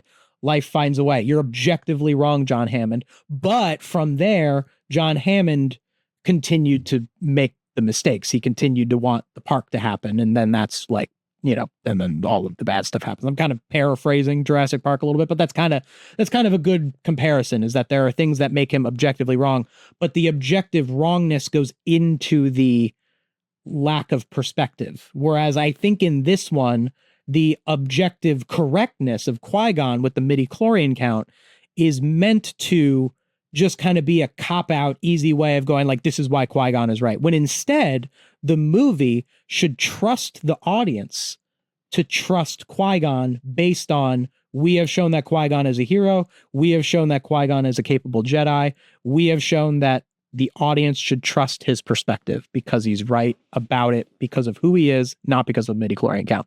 I think that's my issue with midichlorians. I could hear out so many things about midichlorians. I think that's only the surface of the debate. I think I think that's only like 100 midichlorians worth of debate. Yeah. And as we see with Anakin, you can go way higher. You can go way higher. So I don't know if we've said everything about it, and I'm sure there's a lot of different stuff with the principles, especially when it comes to characters being objectively right about things. Obviously, that's not a hard and fast rule. Unfortunately, though, midichlorians will not come up in the following 8 films. Are you serious? They will never come up. Wait, midichlorians are only mentioned in Phantom Menace? This is it. Yeah. Well, so midichlorians have been brought up very recently as of, I can't remember exactly what it was, maybe the Bad Batch. They reference midichlorians as M count. Uh-huh. So as not to say the word that nobody wants to hear. No. And then I really, think they do say the word midichlorians in another, like either the Acolyte or Ahsoka or something like that. but Some of as the new far Disney stuff. as the Skywalker saga goes, This is it. this is it. No more midichlorians. And I think we're going to do a holiday special stream with the Wookiee holiday special. No mention of midichlorians there either. I haven't seen it in a little while, but I can say with confidence. With confidence. There are no mentions Okay. of midichlorians. Because I know Jar Jar is in very little of 2 and 3. Yeah. And that's because of response. Yeah. Is midichlorians the same? Certainly. Yes. Okay. So, I mean, I don't know how much they really wanted to weave it into the story again, but Because it's a forbidden word for the rest of Star Wars. Because I would think, like, I could see Jar Jar bashing. I could see Jar Jar bashing as being like right after Phantom Menace came out. Like that was like I could picture like on the news in the 90s, fans of Star Wars hate this new character. Like I could see that. Yeah. But like midichlorian bashing, that seems more like a YouTube thing. Like that's midi right after. I mean, just imagine like, because again, like what I said I don't have a problem with the Force being less mystical. I don't think that was a common take at the time. Not that people had a problem with the Force jumps and the cool flashy lightsaber duels, but if you have this scene, so it's like, so you know what? I bet it's the other way around. Now that I think about it, I think probably YouTube discussions that go deeper into it have actually made people soften on midichlorians because they would more talk about it like how we are, where we're giving it the benefit of the doubt, where we're saying, no, it's the will of the Force. Like there are, like this is what it's actually trying to say, and then we criticize from there. I'm sure back in 1999, there were people going like, midichlorians are the Force. That's so stupid. 100%. And even though that's not actually what the movie says, totally. but because the prequels only in the last, only since the sequels have come out, really. Yeah. Have the prequels been received even slightly in a positive light? Prequel memes. Forever, the prequels were so like people hated the prequels forever. It was not something you could speak positively of, like, in any way. There he goes. He's getting the hat. The seat here. He's getting the Watto hat. He's got the Watto hat. So now I didn't buy this off of the Star Wars website. Wait, we got to get him in frame first. There he is. All right. Yeah. So where did this hat come from? So when they did the most recent re-release of The Phantom Menace, I went to go see this film, and I consider myself a big Watto head. I don't think he's the best written character. We'll get into that. But there's something about Watto from the first time I saw him that has always spoken to me. I love his little wings. We'll get into it in the next film, but there's a slight change to his character design for the second film that I think is phenomenal. I'll probably modify this hat for the second film. But I love Watto. I think he's hysterical. Just the way he looks and the way he flies, I love. And I wanted to see the film in style, so I made this hat. Watto. And this is one of the Burger King toppers that I put through the hat. And I modified this. I didn't buy this. This is not official merchant. I mean, this is official merchandise, obviously. But the hat. I had to assemble this. The hat is its own thing. Believe it or not. The Watto hat. The Watto hat, everyone. I mean, we already kind of touched on the stereotypes. I think I know David Schwimmer spoke out against Watto very vehemently when this came out. He's an unfortunate character. Like, and again, I think the problem with Watto is the same as the Nemoidians. It's too many things lining up. Yeah, it's just it's way too much. He's clearly some sort of like Jewish stereotype. That is blatantly offensive. And it actually bums me out because I liked Watto before I had any concept for that. We didn't know. When we saw the movie, he was just silly. So I like to keep my Watto love. So I hope nobody takes offense to how much I love Watto. There is no hatred for the Jewish community. I love Watto.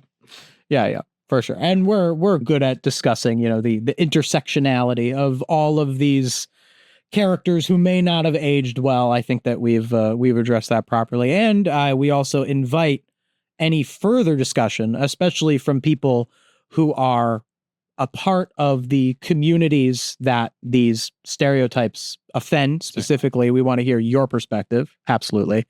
Or just the perspective of, anyone else who is interested in the subject.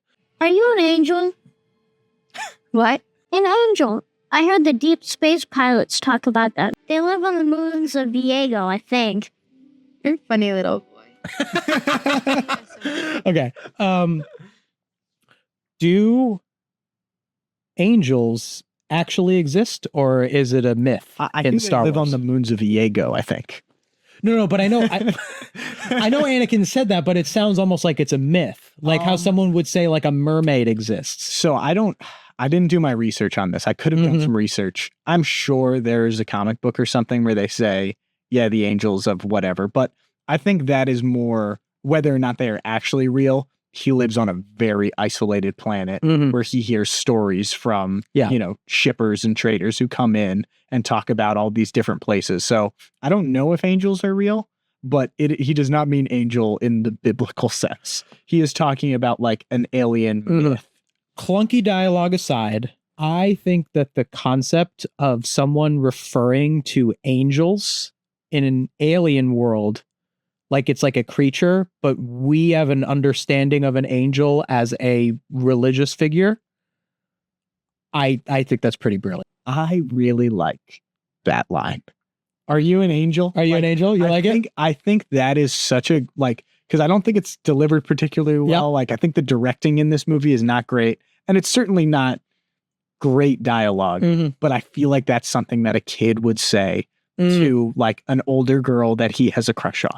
But at first, I don't need so. I have 20,000 Republic dactari. All right, so Qui-Gon wants to fix a ship, and he has 20,000 Republic dataries. Yeah. Republic credits are no good out here. I need Can't pay him with him. Quite unfortunate. I don't have And then this happens. credits. Will do fine.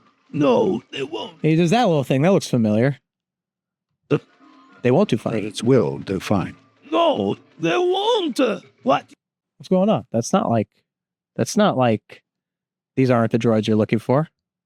You think you're some kind of Jedi waving your hand around like that? Yeah, he is a Jedi, and he did wave his hand around like that, but you're not supposed to be aware of it. That's a very powerful ability. I don't know why you're brushing it off. My tricks don't work on me. Only money. This is two things. This is the first thing is it's another instance of like putting a thing in the moment because you're there in the moment and you got to get past the scene and you get an idea for something and you don't really think about how it affects everything else. Because the Jedi mind trick, we see Obi-Wan Kenobi do it in the very first movie, the first Jedi ability that we see. It is the first one. Yeah. So that is an incredibly powerful move, like being able to control someone's mind, if only briefly. It clearly has limitations, like it's not like Obi-Wan could just go, you will disband the Empire, and like there's clearly limits to it. We don't know exactly what the limits are. It's not important to explain them. But I think that the limitation being that there is just a type of person who can't be Jedi mind tricked just because, and not like that they're a magical person. Like if it's like, oh, he's Toydarian. Yeah. Yeah, but no, that's not a magical person. That's just the kind of person, where if it was like, oh yeah, Jedi mind tricks don't work on Sith Lords. It's like, well, yeah, they're Sith Lords. Like they have powers too. Which is also probably true. It's also probably true. Like, do Jedi mind tricks work on other Jedi? No, I don't believe so. I can accept that. Like that makes a lot of sense. A Toydarian, that's just another kind of person. That's not a character. He doesn't have any magic powers. Droids is another one. You can't mind trick a droid. They're a droid. Like these all make sense to me. But just someone being an organic being on the same level of a human cognitively, and there's just something in his brain that makes him unable to be Jedi mind tricked. That doesn't sit right with me. That is just like, well, he can also fly. He can that. I don't think flying is on that. Yeah, I don't think flying. Flying. No, I get totally right. I get that you're joking, but like that is like kind of an interesting like kind of almost straw man. Like if he flies, but like flying is not connected to mental power. Like birds can fly, and birds have a lower mental capacity than humans. Just being able to fly doesn't mean like this is saying that not that he has a higher mental capacity, but more so that he has some kind of special immunity to Jedi mind. Like I can't think of another like alien race in Star Wars that just has like some sort of inherent magical ability. Yeah. Like maybe I'm wrong, but I can't think of anybody where it's like, oh yeah, and these people can like, I don't know. I guess like breathe underwater is what I was going to say. Gungan, Gungan breathe underwater. But even that's different. But that's biological. Yeah. Like animals can breathe underwater. Yeah. Animals can fly. So the fact that there could be a person, a sapient being like Watto would be, someone you can reason with and talk to, but they also have wings, but they also have gills. This is not unbelievable. Yeah. This is not an unbelievable thought. Like you can just add that. But them being, a person being magical is also not unbelievable. Jedi have powers, But it's established. But in Star Wars, you are correct. Yeah, I'm trying to think of one if there's an exception.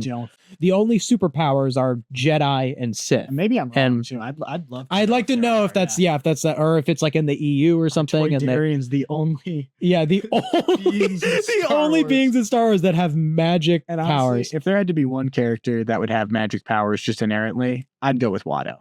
That would be my character. And like, it's so obvious that the only reason that Jedi mind tricks don't work on this one specific kind of alien is because there's only one of in this movie. Is because in the scene they were like, yeah, we need a reason for the pod race to happen. Yeah. We can't have and in all 9 movies, is that the only time? Because I feel like that would be a conflict often is like, Jedis have this power of Jedi mind tricks. But I guess there aren't a lot of like fully realized powerful Jedis like Qui-Gon or Obi-Wan. Yeah. Like Luke is in training Luke, there's probably a lot of times in the OT where it would be convenient to Jedi mind trick, but Luke can't do it yet. He's not there yet. Yeah. He's not. Does Luke ever Jedi mind trick someone in? Sure. I can't think of it. But like in Jedi, like at the end, like he doesn't mind trick people in A New Hope. There's a moment in the sequels I can think of that's a pretty like big like one of the characters is able to Jedi mind trick somebody for the first time, and it's really convenient. Yeah. And it's like, oh, okay, now she's able to do that. It is a really tricky ability to have in your world because of such a badass moment in your very first movie. Totally. It's like, okay, well now all of these Jedi have Jedi mind tricks, but I don't know, like makes sense. They're wizards. I think he could have written around it a little better. I think I'll try to figure out what this whole sequence is nonsense. Couldn't it have just been that he didn't have any money? Like, why did he have to have money at all? I guess he has the resources of the Republic. Yeah, he would have had ties. Like, it's not like he can't. It would have been weird if he was like, I'm broke. It would have made no sense. But it's also like he could, by that same logic, go, hey, Republic, send us another ship. We're on Tatooine. Come out here. You control the whole galaxy. I now control this planet. And give us a tow. Yeah. I'm trying to think of what's another way to write around it. Because I stand by that it's unacceptable to ruin the Jedi mind trick over this plot point. Like, there's got to be a way you can write around it. Like, why would Qui-Gon not be able to pay Watto and not be able to mind trick him? And I don't know. I guess like just pure morality might not really fly. Because I feel like Qui-Gon is pretty well established that he would put the needs of the galaxy over paying this one dude. I think, yeah. And he cheats with the chance cube. Him and Watto make a bet about whether he gets Anakin or, the pod race winnings or whatever it is, and he rolls with the chance cube. Right. So he cheats anyway later. So like if Qui-Gon was willing, so like if later on he did that, but earlier he's like, oh well, like I have to get the money honestly because I can't cheat you, Watto. It would like it is a very tricky problem. Like actually thinking about it, I do see where it's coming from, but you can't do certain things, and he can't call for the toe because then there's no pod race. Yeah. You know, like he needs to go through. I almost think like it's a great solution. Would it have been? No, I don't think it's a great solution. I think we can figure this out. Would it have been better to just not address the existence of the Jedi mind trick? Like, because Qui-Gon doesn't Jedi mind trick anyone else in the movie. He does. Who does he Boss Jedi mind trick? Boss Nass? Yeah, to get the ship that goes through the planet core. It's actually very subtle. But he mind tricks someone. Mind tricks him into letting him take because he's like, get out of here. And he's like, I'm not going to help you. And he's like, you will help us. You'll give us a ship. Gotcha. Because there also is a thought of, would it be, I guess, would it be unbelievable if Qui-Gon just didn't know how to mind trick? Like, would it just be like would that make people go like, no, of course a Jedi like him would know how to mind trick? Like, it would be he's powerful. You would be on the council. You would need to know how to mind trick someone. It's not like a kind of thing. It's not the sort of thing where like only certain Jedi know how to do it. They all know how to do it when they get to that level. Yeah. Yeah. What if Watto's a droid? What if Watto's a droid? Or what if he mind tricks him and he's about to go do it, but there's something with like Watto's like okay, so he's mind tricking him not to give him the parts for free, but he's mind tricking him to accept the credits. So what if he mind tricked him to accept the credits? Watto went, oh yeah, I will take your galactic credits, but he like literally can't. Like something is stopping him from doing it. Like he doesn't take Zell. Yeah, exactly. The Tatooine equivalent of he doesn't take Zell. Yeah. And like it's like he's trying to do it, and like eventually Qui-Gon like gives up and goes like, all right, and he like unmind tricks him, and like maybe Watto realizes that he's been mind tricked and he gets pissed off, you know, like maybe that's actually how it could have gone. Like maybe that's a way to do it, you know. Like there's always some kind of creative solution to stuff, and again like it's very not easy to write movies. I mean, and to even give a little bit of a benefit of the doubt, it's like this doesn't ruin the movie for me. Like I'm like I don't feel nothing when Qui-Gon dies at the end because of this scene. You know what I mean? Like I'm not like, but it's not like it doesn't take me out of it at all, you know? But it does give me a appreciation of like, movies are hard to write, and movies with magic systems are hard to write because anything that you make, it's gonna contradict somewhere. And every movie, every story with a magic system always will have a contradiction. Even like we talked about the Eagles in Lord of the Rings and how that's not a contradiction. I'm sure there are contradictions in Lord of the Rings. I'm sure there is. I mean, if there was anyone who could keep track of all of them, it was Tolkien. And even so, I think that there's got to be something you could poke a hole in. That is just what happens when you have a big world with magical things going on, all these sorts of different things. You're gonna have contradictions.